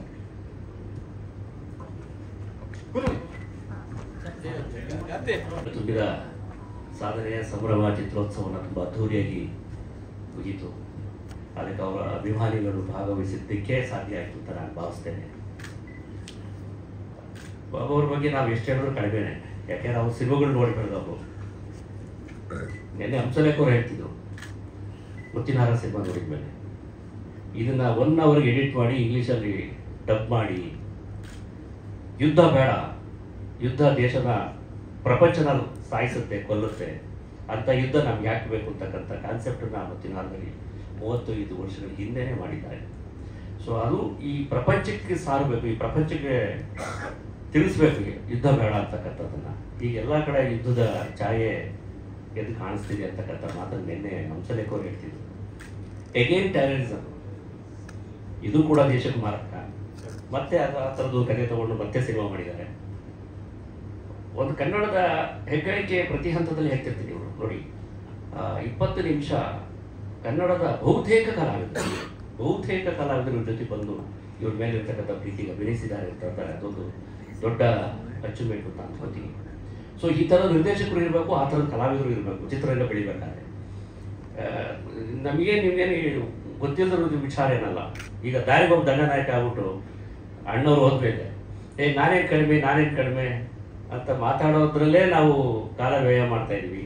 ಅವಾಗ ನಾವೆಲ್ಲರೂ ಕೂಡ ಮಾತಾಡ್ತಿರ್ತೀವಿ, ವರ್ಷಕ್ಕೊಂದು 2 ಸಿನಿಮಾ ಮಾಡೋರಪ್ಪ ಅಂತ ಎಲ್ಲ ಕಲಾವಿದರು ಕೇಳ್ಕೊತಿರ್ತೀವಿ. ಅವಾಗ ತಾನಾಗೆ ಕನ್ನಡ ಇಂಡಸ್ಟ್ರಿ ಬೆಳೆಯಕ್ಕೆ ಸಾಧ್ಯ ಆಗುತ್ತೆ. ಇಲ್ಲ ಅಂತಾರೆ 2 ವರ್ಷಕ್ಕೂ 3 ವರ್ಷಕ್ಕೂ ಒಂದು ಸಿನಿಮಾಗೆ ಬಂದರೆ ಹೇಗೆ ನಾವೇ ಕನ್ನಡಿಗರನ್ನ ಬೇರೆ ಭಾಷೆಗೆ ವಲಸೆ ಕಳಿಸ್ತಾ ಇದ್ವಿ. ಬೇರೆ ಎಲ್ಲ ಭಾಷೆಯಲ್ಲೂ ಕೂಡ ರಜನಿಕಾಂತ್ ಅಂತ ಪಾಪ ಅವರು ಈಗಲೂ ಕೂಡ ವರ್ಷದಲ್ಲಿ 2 ಸಿನಿಮಾ ಮಾಡ್ತಾರೆ ಅಂತಂದರೆ ಅದು ತಮಿಳುನಾಡಿನ ಮಾರ್ಕೆಟನ್ನ ಬೆಳೆಸ್ತಿದ್ದಾರೆ ಅವ್ರು ಇನ್ನೂ ಕೂಡ. ಆದರೆ ಈಗಲೂ ಕೂಡ ಅವ್ರಿಗೆ ಆ ಕಾಳಜಿ ಇದೆ ಇಂಡಸ್ಟ್ರಿನ ಉಳಿಸ್ಕೊಳ್ಳೋವಂಥದ್ದು. ನಮ್ಮ ಕಲಾವಿದರಿಗೂ ಅದು ಆಗಬೇಕು. ಯಾಕೆಂತಂದರೆ ಮುಂಚೆ ನಾವು ಇದೇ ಕಲಾವಿದರು ಇಟ್ಕೊಂಡು ಮುಂಚೆ 45 ದಿವಸ 50 ದಿವಸ ಸಿನಿಮಾ ಮಾಡಿದ್ದು ನೋಡಿದ್ವಿ ನಾವು. ಅದೇ ಕಲಾವಿದರು ಈಗಲೂ ಅಭಿನಯಿಸ್ತಾ ಇರೋದು. ಸೊ ಈಗ ಅದ್ಯಾಕೆ ಅವ್ರು 150 ದಿವಸ 200 ದಿವಸ 300 ದಿವಸ ಚಿತ್ರೀಕರಣ ಆಗುತ್ತೆ ಅಂತಕ್ಕಂಥದ್ದು ಗೊತ್ತಿಲ್ಲ ತಾಂತ್ರಿಕವಾಗಿ. ಅವ್ರು ಎಷ್ಟೇ ದಿವಸ ಚಿತ್ರೀಕರಣ ಮಾಡಿದ್ರು ಬಹುತೇಕ 2.5 ಗಂಟೆಗೆ ಸಿನಿಮಾ ಇರುತ್ತೆ. ಆಗಲೂ ಅಷ್ಟೇ ಇರ್ತಿತ್ತು, ಆಗಲೂ ಮೇಕಿಂಗ್ ಇರ್ತಿತ್ತು ಸರ್. ಆಗಲೂ ಸಕ್ಸಸ್ಫುಲ್ ರೇಟು ತಗೊಳ್ಳಿ, ಈಗಲೂ ಸಕ್ಸಸ್ಫುಲ್ ರೇಟ್ ತಗೊಳ್ಳಿ ಸರ್. ಅಲ್ಲ, ಆಗಲೂ ಸಕ್ಸಸ್ಫುಲ್ ರೇಟ್ ತಗೊಳ್ಳಿ. 45ರಿಂದ 60 ದಿವಸ ಚಿತ್ರೀಕರಣ ಮಾಡ್ತಿದ್ದಾಗ ಸಕ್ಸಸ್ಫುಲ್ ರೇಟು ತಗೊಳ್ರಿ. 30 ದಿವಸ ಅಲ್ಲ 365 ದಿವಸ ಸಿನಿಮಾ ಚಿತ್ರೀಕರಣ ಮಾಡ್ತಕ್ಕಂಥ ಸಕ್ಸಸ್ಫುಲ್ ರೇಟು ತಗೊಳ್ಳಿ. ಸುಮ್ಮನೆ ನಮಗೆ ನಾವೇ ಆತ್ಮಾವಲೋಕನ ಮಾಡ್ಕೊಳ್ಳೋಣ, ಬೇರೆಯವರು ವಿಮರ್ಶೆ ಮಾಡೋದು ಬೇಡ. ಎಸ್ ಏನ್ ಮಾಡ್ತಿದ್ವಿ, ಹೇಗೆ ಆಗ್ತಿದ್ವಿ ಅನ್ನೋದನ್ನ ನಾವೇ ಆತ್ಮವಿಮರ್ಶೆ ಮಾಡ್ಕೊಂಡ್ರೆ ಸರ್. ಓಡಿರೋ ಸಿನಿಮಾಗಳು ನೋಡಿದೀವಿ. ಅಲ್ಲ, ಇದೇ ಕಲಾವಿದ್ರೆ ಈಗೇನು 300 ದಿವಸ ಅಥವಾ 200 ದಿವಸ ಚಿತ್ರೀಕರಣ ಮಾಡೋ ಕಲಾವಿದ್ರೆ ಹಿಂದೆ ಮಾಡ್ತಿದ್ದನ್ನು ನಾವು ನೋಡಿದೀವಿ. ಸೊ ಅವ್ರುಗಳಿನ ಚೂರು ಅಮ್ಮು ಬಿಂಬಗಳನ್ನ ಬಿಟ್ಟು ಚೂರು ಆಚೆ ಬಂದ್ರೆ ಬಹುತೇಕ ಕನ್ನಡ ಚಿತ್ರರಂಗ ಇನ್ನೂ ಬೇರೆ ಮಟ್ಟಕ್ಕೆ. ಈಗ ಆಲ್ರೆಡಿ ನಮ್ಗೆಲ್ಲ ಮಾತಾಡ್ತಾನೆ ಇರ್ತೀವಿ, ಬರೀ ಒಂದು ಕಾಂತಾರ ಒಂದು KGF ಇಟ್ಕೊಂಡೇ ನಾವು ಇಡೀ ಕನ್ನಡ ಇಂಡಸ್ಟ್ರಿ ಚೆನ್ನಾಗಿದೆ, ಕನ್ನಡ ಇಂಡಸ್ಟ್ರಿ ಪ್ರಪಂಚಕ್ಕೆ ಹೋಗಿದೆ ಅಂತ ಬಿಡಿ. 2 KGF ಒಂದು ಕಾಂತಾರ ಇಟ್ಕೊಂಡೆ ಮಾತಾಡೋಕ್ಕಾಗಲ್ಲ. ಒಂದು KGF ಕಾಂತಾರ ಬಿಟ್ಟು ಬೇರೆ ಯಾವ ಪಿಕ್ಚರ್ ಮಾತಾಡಿದ್ವಿ ಅನ್ನೋದು ಮಾತಾಡ್ಬೇಕಲ್ಲ. ಸೊ ಆ ಥರ ನಾವು ನಾವೇ ಹಂಗೆ ಮಾಡೋಕ್ಕಾಗ್ಬಾರ್ದು. ನಾವು ಬೇರೆ ಕಲಾವಿದರು ಕೂಡ ಈ ಥರದಲ್ಲಿ ಸ್ಪೋರ್ಟಿವ್ ಆಗಿ ನಿಂತ್ಕೊಂಡ್ರೆ ಬಹುಶಃ ಆ ಥರದ್ದು ಎಲ್ಲ ಕಲಾವಿದರು ಸಿನಿಮಾಗಳು ಈ ಥರ ವರ್ಲ್ಡ್ ಮಾರ್ಕೆಟ್ ಆದಾಗ ನಿಜಕ್ಕೂ ಕನ್ನಡ ಚಿತ್ರರಂಗ ಬೆಳೆಯೋಕ್ಕೆ ಸಾಧ್ಯ ಆಗುತ್ತೆ. ಅದಾಗಬೇಕು ಅಂತಕ್ಕಂಥದ್ದು ನನ್ನ ಅನಿಸಿಕೆ. ದಯವಿಟ್ಟು ಅವರೆಲ್ಲರೂ ಕೂಡ ಒಂದು ಸ್ವಲ್ಪ ಈ ಕಡೆ ಕೋಆಪರೇಟ್ ಮಾಡೋದು ಸಾಧ್ಯ ಆಗುತ್ತೆ, ಮತ್ತು ಬೆಳೆದೇ ಬೆಳೀತೀವಿ. ಬಾಬು ಅವರು ಪಾಪ ಒಂಥರ ಹಠವಾಗಿ ಅವರು ಬಿಡವ. ಅವರು ಅವತ್ತಿನ ನಾಗರಹೊಳೆ ಸಿನಿಮಾದಿಂದ ಗಂಡು ಬೇರೆಡದಿಂದ ಇವತ್ತಿನ ಕಂಬಳ ಪಿಕ್ಚರ್ವರೆಗೂ ನಾನು ಅವರ ಮೇಕಿಂಗ್ ನೋಡಿದ್ದೀನಿ. ನಾನು ಶೂಟಿಂಗ್ ಸ್ಪಾಟಿಗೆ ಒಂದು 2-3 ದಿವಸ ಹೋಗಿದ್ದೆ ಈ ಕಂಬಳ ಸಿನಿಮಾದಲ್ಲಿ. ಆ ಲ್ಯಾವಿಶ್ ಮಾಡೋದು ಇರೋದು, ಆ ಚಿತ್ರಕರಣ ಧೂಳಿತನ. ನಾನು ಹೇಳ್ತಿದ್ದೆ ಸರ್, ಸ್ಕ್ರೀನ್ ಮೇಲೆ ಕಾಣೋದು ದುಡ್ಡು ಖರ್ಚು ಮಾಡಿ ಸರ್.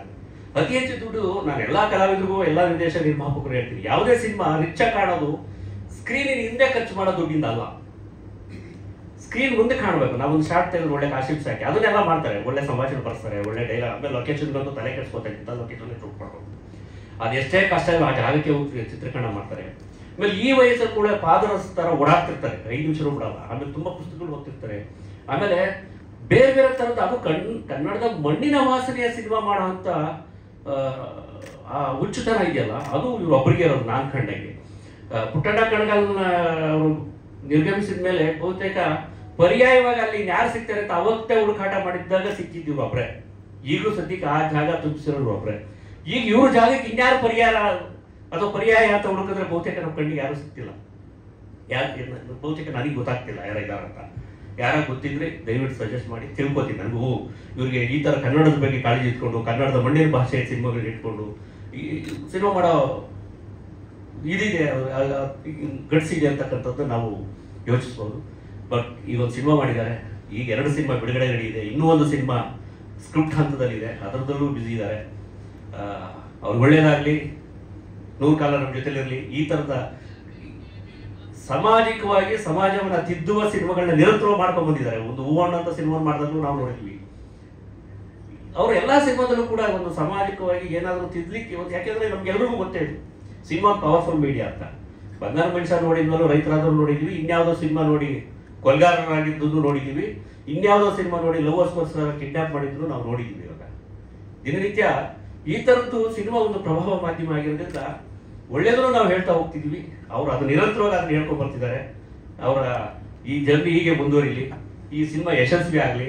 ಯಾಕೆಂತಂದರೆ ಈ ಸಿನಿಮಾ ಯಶಸ್ವಿ ಆಗಿ ಅವ್ರಿಗೇನು ಕಾಸು ಬಂದರೂ ಸ್ವಂತಕ್ಕೆ ಮನೆ ತಗೋತಾರೆ, ಅದೊಂದು ಖುಷಿ ನನಗೆ.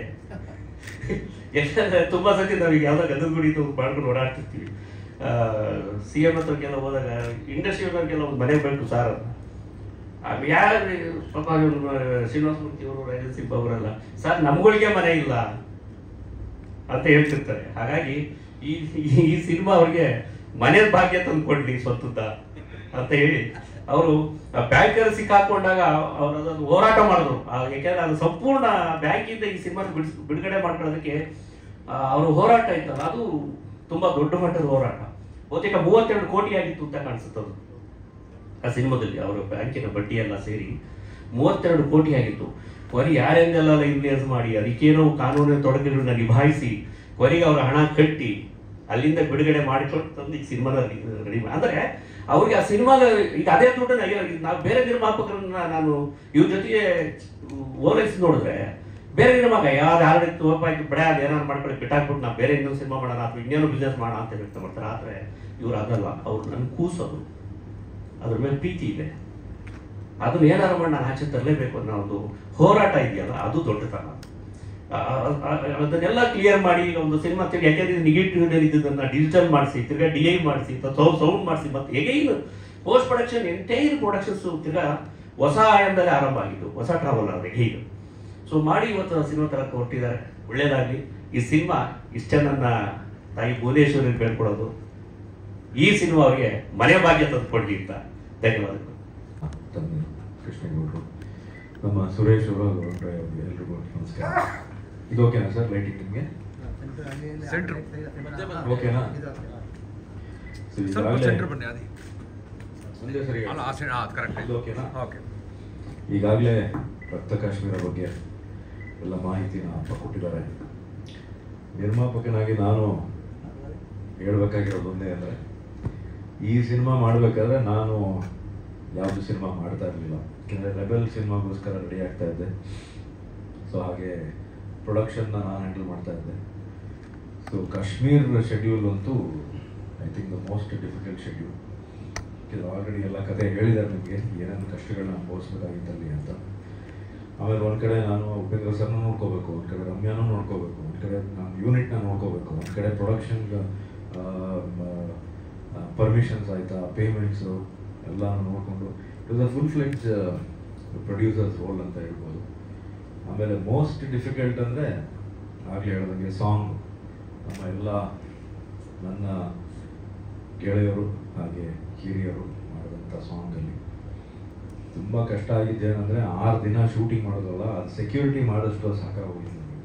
ರಾಕ್ಲೆನ್ಸ್ ಆಚೆ ಎಷ್ಟು ಜನ ಬರೋರು ಅಂದರೆ ಅವರನ್ನು ಕಂಟ್ರೋಲ್ ಮಾಡೋಷ್ಟು ಸಾಕಾಗ್ಬಿಡೋದು.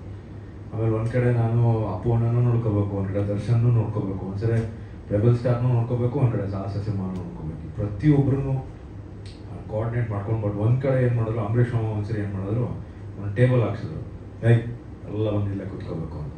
ಅದಾದಮೇಲೆ after that my work became even more easier. But ಇವತ್ತು ಆ ಸಾಂಗ್ನ ತೆರೆ ಮೇಲೆ ನೋಡಿದಾಗ ಒಂದು ಕಡೆ ಖುಷಿನೂ ಆಗುತ್ತೆ, ಒಂದು ಕಡೆ ಬೇಜಾರು ಆಗುತ್ತೆ. ಯಾಕೆಂದರೆ ನಮ್ಮೊಟ್ಟಿಗೆ ಇಲ್ಲ. ಬಟ್ ಅದೇ ಆಲ್ರೆಡಿ ಹೇಳ್ದಂಗೆ it is history is created, history cannot be repeated again, ಆ ಥರ. ಆಮೇಲೆ ಇನ್ನೊಂದೇನೆಂದರೆ, ಅವತ್ತು ನಾವು ಆ ಶೂಟಿಂಗ್ ಮಾಡಬೇಕಾದ್ರೆ ಎಷ್ಟು ಒಂದು ಖುಷಿಯ ವಾತಾವರಣ ಇತ್ತು. ಶಿವಣ್ಣ ಇರ್ಬೋದು, ಅಪ್ಪಣ್ಣ ಇರ್ಬೋದು, ನಾವೆಲ್ಲ ಸೇರಿಕೊಂಡು ವಿ ಲಿವ್ಡ್ ಲೈಕ್ ಒಂದು ಫ್ಯಾಮಿಲಿ, ಒಂದು ಹಾಲಿಡೇ ಅಟ್ಮಾಸ್ಫಿಯರ್ ಥರ. ದಿನ ಬರೋದು, ಕೂತ್ಕೊಳ್ಳೋದು. ಆ್ಯಂಡ್ ಒಂದೊಂದ್ಸರಿ ಏನಾಗೋದು, ಅಪ್ಪಣ್ಣ ಬೆಳಗ್ಗೆನೇ ಬರೋರು, ಅವ್ರು ಶಾರ್ಟೇ ಬರ್ತಾ ಇರಲಿಲ್ಲ, but still used to set. Darshan ಬರೋನು, ಅವ್ನು ಶಾರ್ಟೇ ಬರ್ತಾ ಇರಲಿಲ್ಲ, but still used to set. ಯಾವ ಒಂದು ದಿನ 6 ದಿನ ಒಂದು ದಿನ ನಮಗೆ ಯಾವತ್ತೂ ಬೋರ್ ಆಗಿರಲಿಲ್ಲ ಆ ಶೂಟಿಂಗಲ್ಲಿ.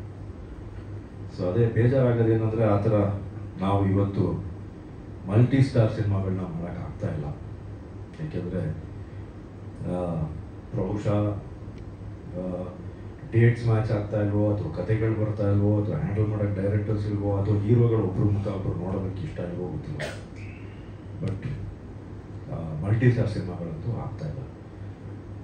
ಮಲ್ಟಿ ಸ್ಟಾರ್ ಸಿನಿಮಾಗಳು ಆಗಬೇಕು. 2 ಹೀರೋ ಅಲ್ಲ, 3 ಜನ ಅಲ್ಲ, 4 ಜನ ಹೀರೋಗಳು ತೆರೆ ಮೇಲೆ ಬರಬೇಕು ಒಟ್ಟಿಗೆ.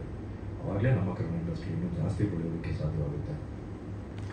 ಸೊ ಒಟ್ಟಾರೆ ಹೇಳಬೇಕು ಅಂದರೆ, ರಕ್ತ Kashmir is a full fledged family entertainer. ಒಂದು ಸಂಪೂರ್ಣ ಎಂಟರ್ಟೈನರ್ ಅಂತಲೇ ಹೇಳ್ಬೋದು. ಸೊ ಆ್ಯಸ್ ಅ ಪ್ರೊಡ್ಯೂಸರ್ ಇವತ್ತು ತುಂಬ ಒಂದು ಒಳ್ಳೆ ಫೀಲಿಂಗ್ ಇದೆ. ಕೊನೆಗೂ ಈ ಸಿನಿಮಾ ತೆರೆ ಕಾಣ್ತಾ ಇದೆಯಲ್ಲ ಅನ್ನೋದು ಒಂದು ಖುಷಿ. ಅದೆಲ್ಲ full credit has to go to ನಮ್ಮ ತಂದೆ ಅವ್ರಿಗೆ. ಯಾಕೆಂದರೆ ಈ ಸಿನಿಮಾನ ಅವರು ತೆರೆ ಮೇಲೆ ಬರೋದಕ್ಕೆ ಎಷ್ಟು ಕಷ್ಟಪಟ್ಟಿದ್ದಾರೆ, ಮತ್ತು ತೆರೆ ಮೇಲೆ ಅದು ಮತ್ತೆ ಎಷ್ಟು 14 ವರ್ಷ ಆಯಿತಾ, 14 years, almost after 14 years they bringing it back on screen. But ಇನ್ನೂ ಅಷ್ಟೇ ಫ್ರೆಶ್ನೆಸ್ ಇದೆ ಸಿನಿಮಾಲಿ. ಮನೆ ಕೂತ್ಕೊಂಡು ನೋಡಿದ್ವಿ ಆ್ಯಂಡ್ ಪ್ರತಿಯೊಂದು ಫ್ರೇಮ್, ಪ್ರತಿಯೊಂದು ಶಾರ್ಟ್, ಕಾಶ್ಮೀರ ಇರ್ಬೋದು ಅಥವಾ ಎಲ್ಲೆಲ್ಲಿ ಶೂಟಿಂಗ್ ಮಾಡಿದ್ದೀವಿ ಅಷ್ಟು, ಯಾಕೆಂದರೆ ಜಾಸ್ತಿ ಅದ್ರ ಬಗ್ಗೆ ಹೇಳೋಕ್ಕಾಗಲ್ಲ ಎಲ್ಲೆಲ್ಲಿ ಏನೇನಿದೆ ಅಂತ, ಕೆಲವು ಸರ್ಪ್ರೈಸಸ್ ಇದೆ ಸಿನಿಮಾಲಿ. ಹಾಗೆ ನಮ್ಮ ಉಪೇಂದ್ರ ಸರ್ ಅಷ್ಟೇ 2 ರೋಲ್ನ ಎಷ್ಟು ಬ್ಯೂಟಿಫುಲ್ ಆಗಿ ಪರ್ಫಾರ್ಮ್ ಮಾಡಿದ್ದಾರೆ. ಆಮೇಲೆ ಪ್ರತಿಯೊಬ್ಬರು ಅಷ್ಟೇ ಸಿನಿಮಾಲಿ ಪಾತ್ರ ಮಾಡಿರೋ ಪ್ರತಿಯೊಬ್ಬರು ತುಂಬ ಅದ್ಭುತವಾಗಿ ತಮ್ಮ ಕೆಲಸವನ್ನು ಮಾಡಿದ್ದಾರೆ. And special mention to my dear friend and my dear costar Ramya. ತುಂಬಾ ಚೆನ್ನಾಗಿ ಕಾಣ್ತಾರೆ, ತುಂಬಾ ಮುದ್ದಾಗಿ ಕಾಣ್ತಾರೆ. And I think she should come back to cinema. ಇನ್ನೂ ಸಿನಿಮಾಗಳು ಮಾಡಬೇಕು, ಯಾಕೆಂದರೆ ಇನ್ನೂ ಅವ್ರು ಅಷ್ಟೇ ಬ್ಯೂಟಿಫುಲ್ ಆಗಿದ್ದಾರೆ, ಅಷ್ಟೇ ಮುದ್ದಾಗಿದ್ದಾರೆ. ಮೊನ್ನೆ ಎಲ್ಲೋ ಒಂದು ಕಡೆ ನೋಡಿದೆ ಅವ್ರನ್ನ, ನಾನು ಅನ್ಫಾರ್ಚುನೇಟ್ಲಿ ಮಾತಾಡ್ಸೋಕ್ಕಾಗಲಿಲ್ಲ because it was too crowded. ಇನ್ನೂ ಅಷ್ಟೇ ಮುದ್ದಾಗಿದ್ದಾರೆ, ಇನ್ನೂ ಅಷ್ಟೇ ಬ್ಯೂಟಿಫುಲ್ ಆಗಿದ್ದಾರೆ. I think she should come back to cinema. ಈ ಸಿನಿಮಾದಲ್ಲಿ ಅಷ್ಟು ಚೆನ್ನಾಗಿ ಕಾಣ್ತಾರೆ ಪ್ರತಿಯೊಬ್ಬರೂ. ಈ ಸಿನಿಮಾದಲ್ಲಿ ಮಾಡಿದಂಥವ್ರು, ಹಾಗೆ ನನ್ನ ಸಿನಿಮಾದಲ್ಲಿ ಪರ್ಫಾರ್ಮ್ ಮಾಡೋದಂಥ ಪ್ರತಿಯೊಬ್ಬರಿಗೂ ನನ್ನ ಧನ್ಯವಾದಗಳು. ಹಾಗೆ ನಿಮಗೂ ಎಲ್ಲ ನನ್ನ ಧನ್ಯವಾದಗಳು. ಇಲ್ಲಿ ಬಂದಿದ್ದಕ್ಕೆ ನಿಮ್ಮ ಸಪೋರ್ಟ್ ಸದಾ ನಮ್ಮ ಫ್ಯಾಮಿಲಿ ಮೇಲೆ, ನನ್ನ ಮೇಲೆ, ನನ್ನ ಫಾದರ್ ಮೇಲೆ ಇದ್ದು ಮುಂದೇನೂ ಆಗಿರಲಿ ಅಂತ ಕೇಳ್ಕೊತೀನಿ. ನಮಸ್ಕಾರ. ಸುರೇಶ್ ಅಂತ ಡಿಸ್ಟ್ರಿಬ್ಯೂಟರ್ ಅವರೊಂದು ಮಾತಾಡ್ತಾರೆ.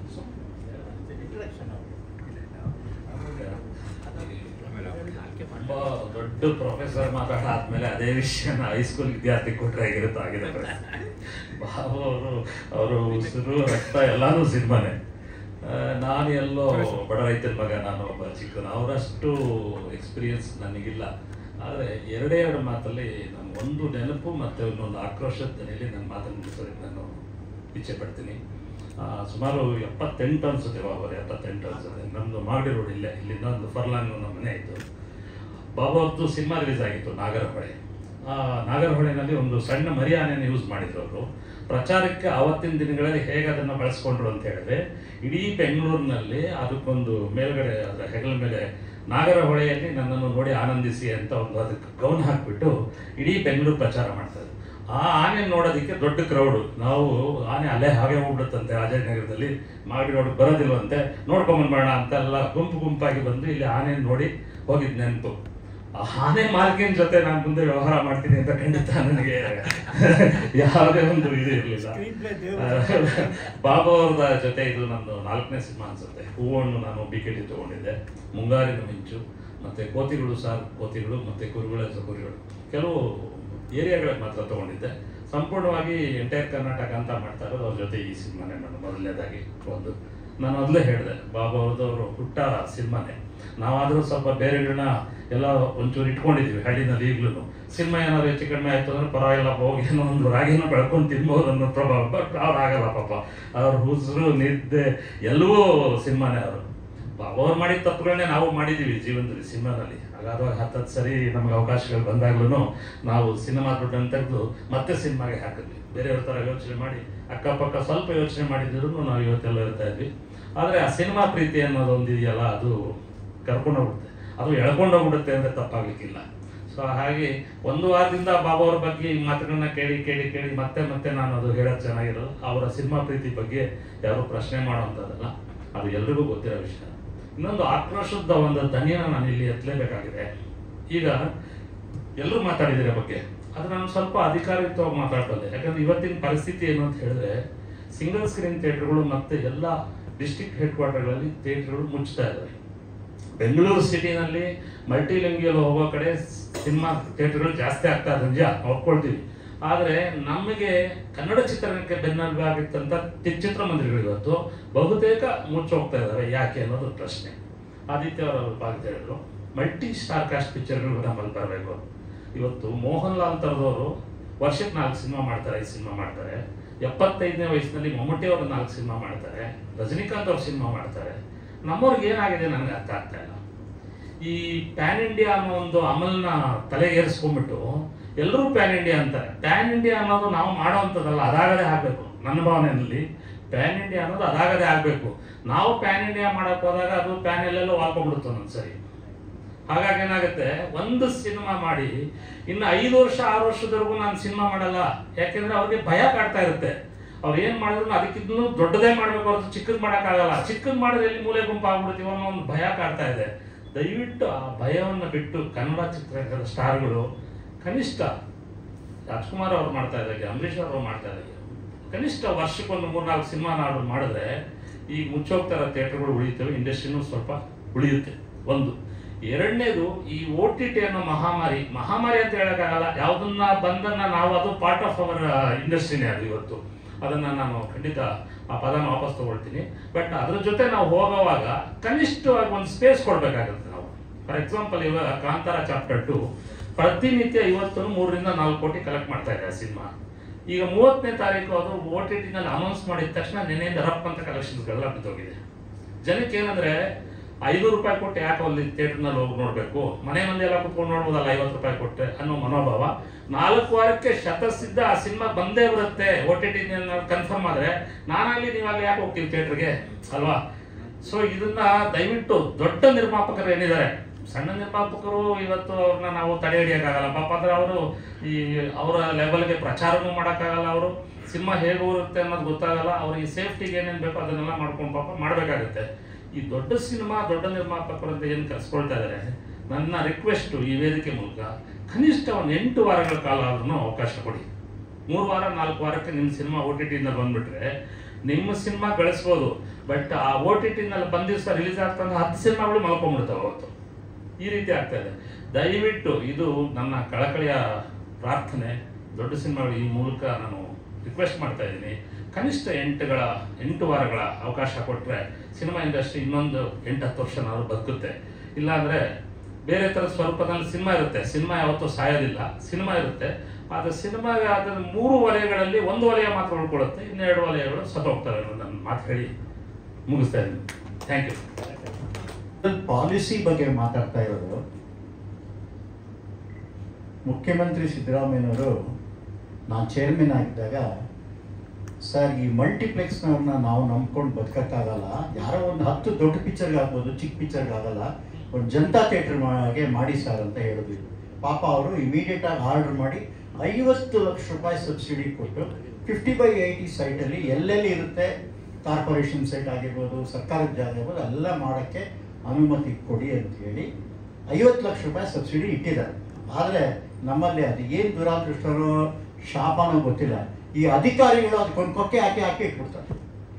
ಈ ಸೇಮ್ ಜನತಾ ಟಾಕೀಸ್ನ ಕೇರಳದಲ್ಲಿ ಮಾಡಿದ್ದಾರೆ. ಗೌರ್ಮೆಂಟ್ನವರು 135 ಥಿಯೇಟರ್ ಮಾಡಿದ್ದಾರೆ. ಈ ವರ್ಷ ಇನ್ನು 500 ಕೋಟಿ ಕೊಟ್ಟಿದ್ದಾರೆ, ಇನ್ನು 200 ಥಿಯೇಟರ್ ಮಾಡಿ ಅಂತ. ಅಲ್ಲಿ ಪ್ರೊಡ್ಯೂಸರ್ಸ್ ಎಲ್ಲ ಮಲ್ಟಿಪ್ಲೆಕ್ಸ್ ಹೋಗೋದೇ ಇಲ್ಲ. ಸರ್ 400 ರೂಪೀಸ್ ಪಾಪ್ಕಾರ್ನು, 300 ರೂಪಾಯಿ ನೀರು, 700 ರೂಪಾಯಿ 600 ರೂಪಾಯಿ ಟಿಕೆಟು, 1000 ರೂಪಾಯಿದೆಲ್ಲ ಬೇಡ ಅಂತೇಳಿ ಈ ಥಿಯೇಟರ್ಗಳು ಅಷ್ಟು ಪಾಪ್ಯುಲರ್ ಆಗಿಬಿಟ್ಟಿದೆ. ಈಗಲೂ ನಾನು ಸಿದ್ದರಾಮಯ್ಯನವ್ರಿಗೆ ಇದರಲ್ಲಿ ನಾನು ನಾಳೆ ಮಾತಾಡ್ತೀನಿ 3ನೇ ತಾರೀಕು ಅವಾರ್ಡ್ ಫಂಕ್ಷನ್ನಲ್ಲಿ, ಅದನ್ನು ಚಿಕ್ಕದಾಗಿ ಒಂದು ಅಮೆಂಡ್ ಮಾಡಬೇಕು. ಎಲ್ಲ ಮಾಡಾಗಿದೆ, ಒಂಥರ ಕೈಗೆ ಬಂತು ಬಾಯಿಗಿದ್ದಂಗೆ ಆಗ್ತಿದೆ. ಹಾಗಾಗಿದೆ. ಹೌದು. ಅಲ್ಲ, ನಮ್ಮ ಅಧಿಕಾರಿಗಳು ಅದಕ್ಕೆ ಏನು ಮಾಡಿಬಿಟ್ಟಿದ್ದಾರೆ, ಇಲ್ಲ ಎಲ್ಲರೂ ಟ್ರೈ ಮಾಡಿದ್ದಾರೆ ಪಾಪ, ಯಾರು ಟ್ರೈ. ಯಾಕಂದ್ರೆ ಈಗ ನಮಗೆ ಬೆಂಗಳೂರು ಒಂದೇ ಇಲ್ಲ, BNC ಥಿಯೇಟರ್ನಲ್ಲಿ ಆ ಥಿಯೇಟರ್ಗಳು ಜನ ಮತ್ತೆ ವಾಪಸ್ ಬರ್ತಾರೆ ಥಿಯೇಟರ್ಗಳಿಗೆ. ಥಿಯೇಟರ್ಗಳೆಲ್ಲ ಮುಚ್ಚೋಗ್ತಾ ಇದೆ. ಈ ಥಿಯೇಟರ್ಗಳೆಲ್ಲ ಮುಚ್ಚೋಗ್ಬಿಡೋದ್ರಿಂದ ಬಿಸ್ನೆಸ್ ಎಫೆಕ್ಟ್ ಆಗುತ್ತೆ. ಅದು ಒಂದು 1000 ಥಿಯೇಟರ್ ಬಂತು ಅಂತ ಇಟ್ಕೊಳ್ಳಿ. ನಾನು ನಿನ್ನೆ ಎಲ್ಲೋ ಒಂದು ಕಡೆ ಕುಮಾರಸ್ವಾಮಿ ಅವ್ರಿಗೆ ಹೇಳ್ತಾ ಇದ್ದೆ, ಸರ್ ಚೈನಾದಲ್ಲಿ 50,000 ಥಿಯೇಟರ್ ಇದೆ, ಅಮೇರಿಕಾದಲ್ಲಿ 45,000 ಥಿಯೇಟರ್ ಇದೆ, ನಮ್ಮದು 140 ಕೋಟಿ ಜನ 6,000 ಥಿಯೇಟರ್ ಇದೆ. And it generates employment. ಒಂದು ಥಿಯೇಟರ್ ನಾವು ಕೊಟ್ಟಿರೋ ಈ ಜನತಾ ಟಾಕೀಸ್ಗೆ ಒಂದು ಚಿಕ್ಕ ಹೋಟ್ಲು, ಒಂದು ಚಿಕ್ಕ ಇದು ಏನು ಗ್ರಾಸರಿ ಅಂಗಡಿ, ಅಲ್ಲೊಂದು 3 ಜನಕ್ಕೆ ಕೆಲಸ, ಹೋಟ್ಲಲ್ಲಿ ಒಂದು 4 ಜನಕ್ಕೆ ಕೆಲಸ, ಥಿಯೇಟರ್ನಲ್ಲಿ ಒಂದು 5 ಜನ 10 ಜನ. ಅದೆಲ್ಲ ಎಲ್ಲನೂ ಬಸ್ ಸ್ಟ್ಯಾಂಡ್. ಪಾಪ ರಾಮಲಿಂಗ ರೆಡ್ಡಿ ಅವರು ಆರ್ಡರ್ ಮಾಡಿದ್ರು. ಈ ಪಾಪ ಮಿನಿಸ್ಟ್ರಿಗಳು ಮಾಡ್ತಾರೆ, ಈ ಅಧಿಕಾರಿಗಳು ಅದಕ್ಕೆ ಎಂತ ಕೊಕ್ಕೆ ಇಟ್ಬಿಟ್ಟಿದ್ದಾರೆ ಅಂದ್ರೆ ಜನತಾ ಥಿಯೇಟರ್ಗೆ ಹೊಸ ಥಿಯೇಟ್ರ್ ಮಾಡಿದ್ರೆ ದೊಡ್ಡ ಥಿಯೇಟ್ರ್ ಮಾಡೋಕೆ ಏನೇನು ರೂಲ್ಸ್ ಇದೆ, ಆಂಬುಲೆನ್ಸ್ ಇರಬೇಕು, ಅದಿರಬೇಕು, ಇದಿರಬಾರ್ದು ಅಂತ. ಪೆಟ್ರೋಲ್ ಬಂಕೆ ಪಕ್ಕದಲ್ಲಿದೆ, ಈಗ ಏನೂ ಮಾಡೋಕ್ಕಾಗಲ್ಲ. ಇನ್ನು ಸಿನಿಮಾ ಥಿಯೇಟ್ರ್ ಈಗ ಸೆಲ್ಯುಲಾಯ್ಡ್ ಇಲ್ಲ, ಈಗ ಡಿಜಿಟಲ್. ನೀವು ಬೆಂಕಿ ಹಚ್ಚಿದ್ರೆ ಬೆಂಕಿ ಹಚ್ಚೋಕ್ಕಾಗಲ್ಲ. ಆಮೇಲೆ ಈಗಿನ ಕನ್ಸೆಪ್ಟ್ 250 ಸಾಕು ಒಂದೊಂದು ಎಕ್ಸ್ಟೆನ್ಷನಲ್ಲಿ. ಇಂದಿರಾನಗರಲ್ಲಿ ಎಲ್ಲಿ ಥಿಯೇಟ್ರ್ ಇದೆ, ಕೋರಮಂಗಲದಲ್ಲಿ ಎಲ್ಲಿ ಥಿಯೇಟ್ರ್ ಇದೆ, ಬೆಂಗಳೂರಿನಲ್ಲೇ 15-20 ಕಡೆ ಥಿಯೇಟ್ರ್ಗಳೇ ಇಲ್ಲ. ಪಾಪ ನಮ್ಮ ಜನಕ್ಕೆ ನಾವು ಸಿನಿಮಾನ ದೂರ ಮಾಡ್ಬಿಡ್ತಾ ಇದ್ದೀವಿ. ಆದ್ದರಿಂದ ಈ ಜನತಾ ಥಿಯೇಟ್ರ್ ಆಗಲೇಬೇಕು. ಇದನ್ನು ಮುಖ್ಯಮಂತ್ರಿಗಳಿಗೆ ನಾನು ಹೇಳ್ತೀನಿ, ನೀವು ಒಂದು ಸ್ವಲ್ಪ ಅದನ್ನು ಜನತಾ ಥಿಯೇಟ್ರ್ ಎಷ್ಟು ಮುಖ್ಯ, 75 ರೂಪಾಯಿಗೆ ಸಿನಿಮಾ ತೋರಿಸೋದು ಅನ್ನೋ ಕಾನ್ಸೆಪ್ಟೇ ಸಿದ್ದರಾಮಯ್ಯ. ಆ ಕಾನ್ಸೆಪ್ಟ್ನ ಅದಕ್ಕೆ ಜೀವ ಕೊಡ್ತಾ ಇಲ್ಲ ಈ ಅಧಿಕಾರಿಗಳು. 200 ರೂಪಾಯಿ ಸ್ಟೇ ತರ್ತಾರೆ, ಏನ್ ಮಾಡೋದು? ಥಿಯೇಟ್ರ್ ಮಾಡೋದಕ್ಕೆ ಭಾಳ ಥಿಯೇಟ್ರ್ ಒಂದು ಮಾತು ನೀವು ಹೇಳಿದ್ ನಾವು ಥಿಯೇಟ್ರ್ ಮಾಡೋದಕ್ಕೆ ಇವತ್ತಿಗೂ ಭಾಳ ಜನ ರೆಡಿ ಇದ್ದಾರೆ ಥಿಯೇಟ್ರ್ಗಳು ಮಾಡೋದಕ್ಕೆ. ಬಟ್ ಲೈಸೆನ್ಸಿಂಗ್ ಇದೆಯಲ್ಲ, ಈ ಅಧಿಕಾರಿಗಳು ರಕ್ತ ಹೇರ್ಬಿಡ್ತಾರೆ. ಒಂದು ಸಿನಿಮಾಗೆ ಲೈಸೆನ್ಸು ತಗೋಬೇಕು ಅಂತ ಹೇಳಿದ್ರೆ ಅದು ಎಷ್ಟು ಲಕ್ಷಾಂತರ ರೂಪಾಯಿ ಖರ್ಚು ಮಾಡಬೇಕು, ಮತ್ತೆ ಎಷ್ಟು ಜೊತೆ ಚಪ್ಪಲಿ ಸೋಸ್ಬೇಕು ಅನ್ನೋದು ಅನುಭವಿಸಿರೋರು ಮಾತ್ರ ಗೊತ್ತು. ಇವತ್ತು 250 ಕೆಪಾಸಿಟಿ ಥಿಯೇಟರ್ಗಳು ಮಾಡೋದಕ್ಕೆ ಒಂದು 100 ಜನ ಮುಂದೆ ಇದ್ದಾರೆ. ನನ್ನ ಕಡೆನೇ ಒಂದು 20-25 ಜನ ಥಿಯೇಟರ್ ಆಸಕ್ತಿ ಇರೋರು ಇದ್ದಾರೆ. ಬಟ್ ಇವರು ಅಧಿಕಾರಿಗಳು ನಡ್ಕೊಳ್ಳೋ ರೀತಿ, ಅವರಿಗೆ ಸಿನಿಮಾ ಏನೂ ಗೊತ್ತಿಲ್ಲ. ಆಮೇಲೆ ನಮ್ಮ ಹಳೆ 1956 ಸಿನಿಮಾ ಆರ್ಕ್ ಲ್ಯಾಂಪ್ ಇದನ್ನ ನಾವು ಇಟ್ಕೊಂಡು ಕೂತಿದ್ದೀವಿ. ಇವತ್ತು ಯಾರು ಆರ್ಕ್ ಲ್ಯಾಂಪ್ ಆಗಲಿ, ಆ ಥರದ್ದು ಕೇಬಲ್ಗಳಾಗಲಿ, ಆ ಥರದ್ದು ಬೆಂಕಿ ಹತ್ಕೊಳ್ಳೋದಾಗಲಿ ಏನು ಯೂಸ್ ಮಾಡ್ತಾ ಇಲ್ಲ. ಸಿಂಪಲ್ ಆಗಿ ನಾವು ಹೇಗೆ ಒಂದು ಡೆಸ್ಕ್ಟಾಪ್ ನಾವು ಇಟ್ಕೊಂಡು ನಾವು ಫಂಕ್ಷನಿಂಗ್ ಮಾಡ್ತಾ ಇದೀವೋ, ಅದೇ ಥರದ್ದು ಕ್ಯಾಬಿನಲ್ಲಿ ಯಾವುದೇ ಥರವಾದ ದೊಡ್ಡ ದೊಡ್ಡ ವೈರ್ಗಳಾಗಲಿ ಮತ್ತೊಂದಾಗಲಿ ಖಂಡಿತ ಇರೋದಿಲ್ಲ. ಬಟ್ ಯಾವ ಥರದ ಕಾನ್ಸೆಪ್ಟ್ ಅಲ್ಲಿ ಇದ್ದಾರೆ ಅಂತ ಹೇಳಿದ್ರೆ, ಹೋಗಿ KEB ಆಫೀಸಿಂದ ಪರ್ಮಿಷನ್ ತಗೊಂಬನ್ನಿ ಅಂತ ಹೇಳ್ತಾರೆ. KEB ಆಫೀಸನ್ನು ಹಳೆ ಕಡತ ತೊಗೊಂಡು ಕೂತ್ಕೊಳ್ತಾನೆ. 1956 ಇಷ್ಟೊತ್ತು ಬುಕ್ ಇಟ್ಕೊಂಡು ಕೂತ್ಕೊಂಡವನೆ. ಎಲ್ಲಿ ಕೇಬಲ್ ಹಾಕಿದ್ಯಾ, ಯಾವ ಸರ್, ಆ ಕೇಬಲೇ ಬರೋದಿಲ್ಲ ಸರ್. ಇವಾಗ ಸಿಂಪಲ್ ಸರ್, ಸ್ಯಾಟಲೈಟು ಒಂದು ಚಿಪ್ ಹಾಕಿದ್ರೆ ಸಾಕು ಸರ್ ಅಂತ ಹೇಳಿದ್ರೆ ಅದು ಅವ್ರಿಗೆ ಅರ್ಥ ಆಗಲ್ಲ. ನಮ್ಮ ಸ್ನೇಹಿತರು ಒಂದು ಸಿನಿಮಾ ಥಿಯೇಟ್ರ್ ಮಾಡೋದು ರೀಸೆಂಟಾಗಿ, ನಿಮಗೆಲ್ಲ ಗೊತ್ತು. ಎಷ್ಟು ಅನುಭವಿಸಿದ್ದೀವಿ ಅಂದರೆ 6 ತಿಂಗಳು ಆಫೀಸ್ ಟು ಆಫೀಸು ಸುತ್ತಿದ್ದೀವಿ ನಾವು. 12 ಸೆಟ್ ಪುಸ್ತಕ ಕೊಂಡ್ಕೊಂಡಿದ್ದೆ ನಾನು, ಸಿನಿಮಾಟೋಗ್ರಫಿ ಆ್ಯಕ್ಟ್ರು. ಅಧಿಕಾರಿಗಳಿಗೆ ಹೋಗಿ ಒಂದೊಂದನ್ನು ಎಕ್ಸ್ಪ್ಲೈನ್ ಮಾಡೋದಕ್ಕೆ, ಇದು ಹೀಗಲ್ಲ, ಇದು ಹೀಗಲ್ಲ, ಇದು ಹಾಗಿಲ್ಲ. 12 ಸೆಟ್ಟು ಕಾಂಟ್ರಿಬ್ಯೂಟ್ ಮಾಡಿ ಎಲ್ರಿಗೂ ಕೊಟ್ಟು ತಗೊಳ್ಳೋ ಅಷ್ಟರಲ್ಲಿ ತಲೆಯಲ್ಲಿ 12 ಕೂದಲು ಇದ್ದಿದ್ದು ಉದುರೋಯ್ತು ನನಗೆ. ಈ ಥರದ ಪರಿಸ್ಥಿತಿ ಇರೋದು. ಇದು ಖಂಡಿತ ಆಗುತ್ತೆ. ಆಸಕ್ತರಿದ್ದಾರೆ. ಇವತ್ತು ಸಿಂಪ್ಲಿಫೈ ಮಾಡಬೇಕು ಗೌರ್ಮೆಂಟ್. ಸರ್, ಇದು ಮನುಷ್ಯ ಹೇಳ್ತೀನಿ ಇನ್ನೊಂದು, ನನಗೇನು ಅನ್ಸುತ್ತೆ ಅಂದ್ರೆ ಈ ಮಲ್ಟಿಪ್ಲೆಕ್ಸ್ನವರು ಅಧಿಕಾರಿಗಳಿಗೆ ಲಂಚ ಕೊಟ್ಟಿದ್ದಾರೆ ಅಂತ ಕಾಣುತ್ತೆ, ಜನತಾ ಥಿಯೇಟರ್ ಆಗಬಾರ್ದು ಅಂತ. ಇದು ಒಳಗಡೆ ಸಮಾಚಾರ. ನಾನೇನು ಯಾರಿಗೂ ಕೇರ್ ಮಾಡಲ್ಲ, ನಾನು ಫಿಲಮ್ ಮೇಕರ್, ನಾನು ಫಿಲಮ್ ಮಾಡ್ತೀನಿ, ನನ್ನ ಪಿಕ್ಚರ್ ಚೆನ್ನಾಗಿದ್ದು ಜನ ಬಂದು ನೋಡ್ತಾರೆ, ಇಲ್ಲೇ ಇನ್ನೊಂದು ಸಾಲ ಮಾಡ್ತೀನಿ.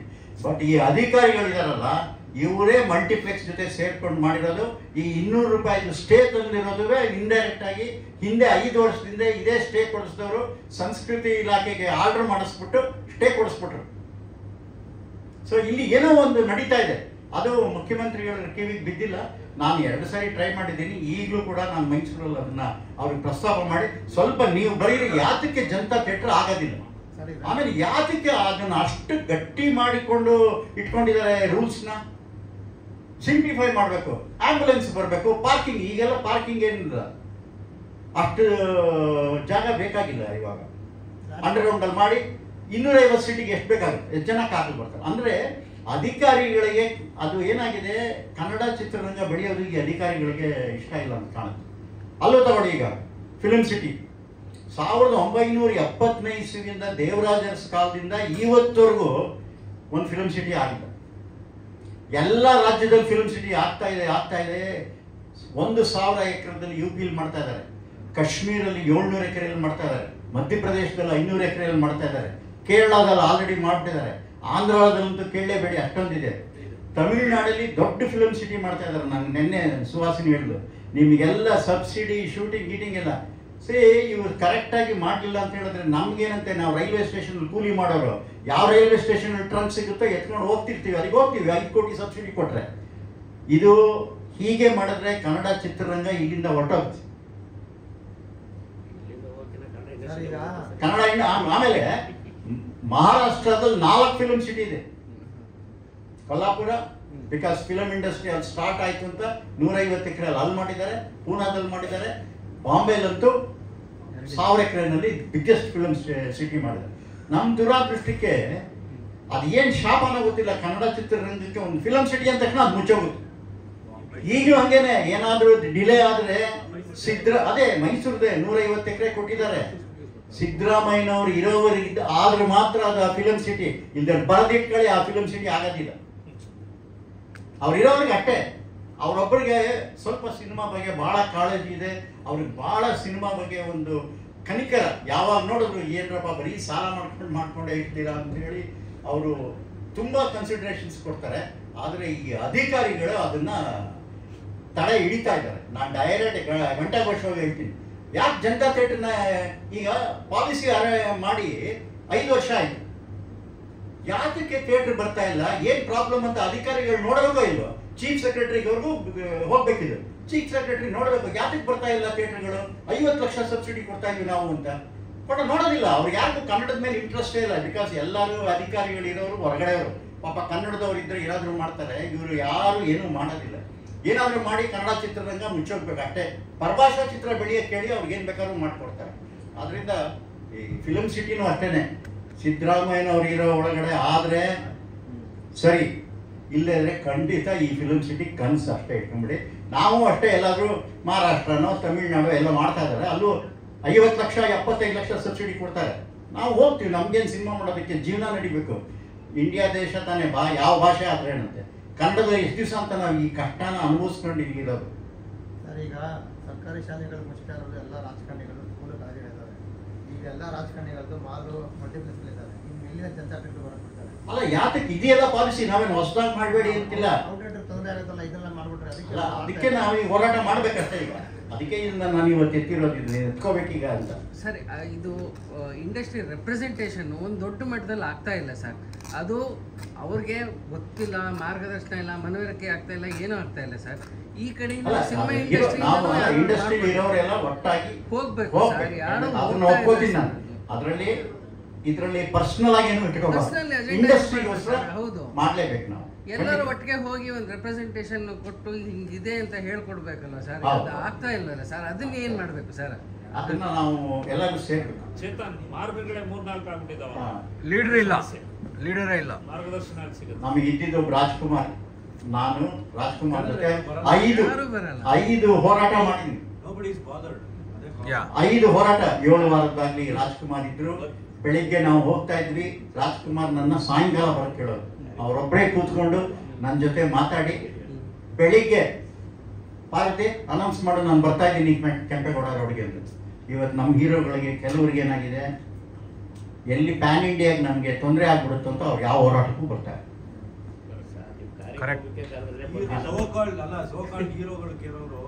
ಇನ್ವೈಟ್ ಮಾಡಿದವರು ಕಾರ್ಯಕ್ರಮ ಬರಲಿಲ್ಲ. ಅಲ್ಲ, ಬರ್ಬೇಕು. ಯಾಕೆಂದ್ರೆ ಚಿತ್ರರಂಗ ಉಳಿಬೇಕು ಅಂತ ಹೇಳಿದ್ರೆ ಬರಲಿಲ್ಲ. ಎಲ್ಲರೂ ಚಿತ್ರರಂಗಕ್ಕೆ ಉಳಿಬೇಕು. ಚಿತ್ರರಂಗ ಅಂದ್ರೆ ಪ್ರತಿಯೊಬ್ಬರು ಸಹಕಾರ ಮಾಡಬೇಕು, ಸ್ವಾರ್ಥ ಬಿಡಬೇಕು ಮತ್ತು ಸ್ವಾತಂತ್ರ್ಯ ಕೊಡಬೇಕು. ಅಲ್ಲಿಂದ ಒಂದು ಇಂಡಸ್ಟ್ರಿ ಬೆಳೆದ್ರೆ 100 ಜನ ಊಟ ಮಾಡ್ತಾರೆ, 1000 ಜನ ಕಾರ್ಮಿಕರಿದ್ದಾರೆ. ಎಷ್ಟು ದೊಡ್ಡ ಇಂಡಸ್ಟ್ರಿ ಇದು. ಮೈಸೂರಿಗೆ ಬರ್ಬಿಡಿ ಸರ್ ನೀವು, ಚೇತನ್. ಇವ್ರು ಮಾಡಲಿಲ್ಲ ಡಿಸೆಂಬರ್ ಒಳಗಡೆ ಅಂದ್ರೆ ಅದಿನ್ನು ಆಗಲ್ಲ, ಮುಚ್ಚೋಗುತ್ತೆ. ಬರೆದಿಟ್ಕೊಂಡ್ಬಿಡಿ, ಎಲ್ಲರೂ ಬರೀ. ಅದು ಆಮೇಲೆ ಈ ಥಿಯೇಟರ್ ವಿಚಾರ ಒಂದು ನೀವು ಅದನ್ನ ಎತ್ತಿ ಯಾತಕ್ಕಾಗಿಲ್ಲ ಅಂತ ಪ್ರಶ್ನೆ ಕೊಡ್ಲಿ ಸಿದ್ದರಾಮಯ್ಯನವರು. ನಾನು ಸಿದ್ದರಾಮಯ್ಯನವ್ರು ಮಾತಾಡ್ತೀನಿ ಮೈಸೂರಲ್ಲಿ 3ನೇ ತಾರೀಕು ಅವಾರ್ಡ್ ಫಂಕ್ಷನ್ನಲ್ಲಿ ಹೇಳ್ತೀನಿ, ಸರ್ ಈ ಥರ ಕೂತಿದೆ. ಕಾಮನ್ ಮ್ಯಾನಿಗೆ ಜನತಾ ಅಂತ ಇಟ್ಟಿರೋದು 75 ರೂಪಾಯಿ ಸಿನಿಮಾ ತೋರಿಸಿ ಸರ್ ಬರ್ತಾರೆ, ಅದ್ರಲ್ಲಿ 20 ರೂಪಾಯಿ ನಿಮಗೆ ಬರುತ್ತೆ, ಟ್ಯಾಕ್ಸ್ ಬರುತ್ತಲ್ವಾ? ಆಮೇಲೆ ಎಂಪ್ಲಾಯ್ಮೆಂಟ್, ಒಂದು ಥಿಯೇಟ್ರಿಗೆ 10 ಜನ ಕೆಲಸ ಸಿಗುತ್ತೆ. 1000 ಥಿಯೇಟರ್ ಮಾಡಿದ್ರೆ 8 ಜನಕ್ಕೆ ಕೆಲಸ ಸಿಗುತ್ತೆ. ಅದರಿಂದ ಆಯ್ತು, ಐ ಥಿಂಕ್ ಎಲ್ಲೋ ಡಿವಿಷನ್ ಆಯ್ತು ಅಂತ ಕಾಣುತ್ತೆ. ಮತ್ತೆ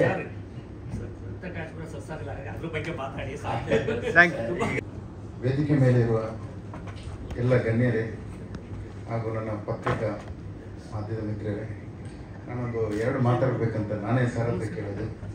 ಸೊ ಈ 2025 ನಮಗೆ ಒಂದು ಈ ಕನ್ನಡ ಇಂಡಸ್ಟ್ರಿಗೆ ಹಬ್ಬನೇ ಅಂತ ಹೇಳ್ಬೋದು. ಯಾಕಂತ ಹೇಳಿದ್ರೆ ನಮ್ಮ ರಾಜನ್ ಸಿಂಗ್ ಬಾಬು ಸರ್ ಅವರು ಇಂಡಸ್ಟ್ರಿಗೆ ಬಂದು 50 ವರ್ಷ ಕಳೆದಿದೆ. ಹಾಗೇನೆ ಅವ್ರದ್ದು ತುಂಬ ದೊಡ್ಡ ಮೂವಿ, ಆವಾಗಲೇ 2012 ಅಷ್ಟು ಬಜೆಟ್ ಇರೋ ಮೂವಿ ರಕ್ತ ಕಾಶ್ಮೀರ ಈ ಸರ್ತಿ ರಿಲೀಸ್ ಆಗ್ತಿದೆ. ಇದು ನಮಗೆ ಸುದಿನ.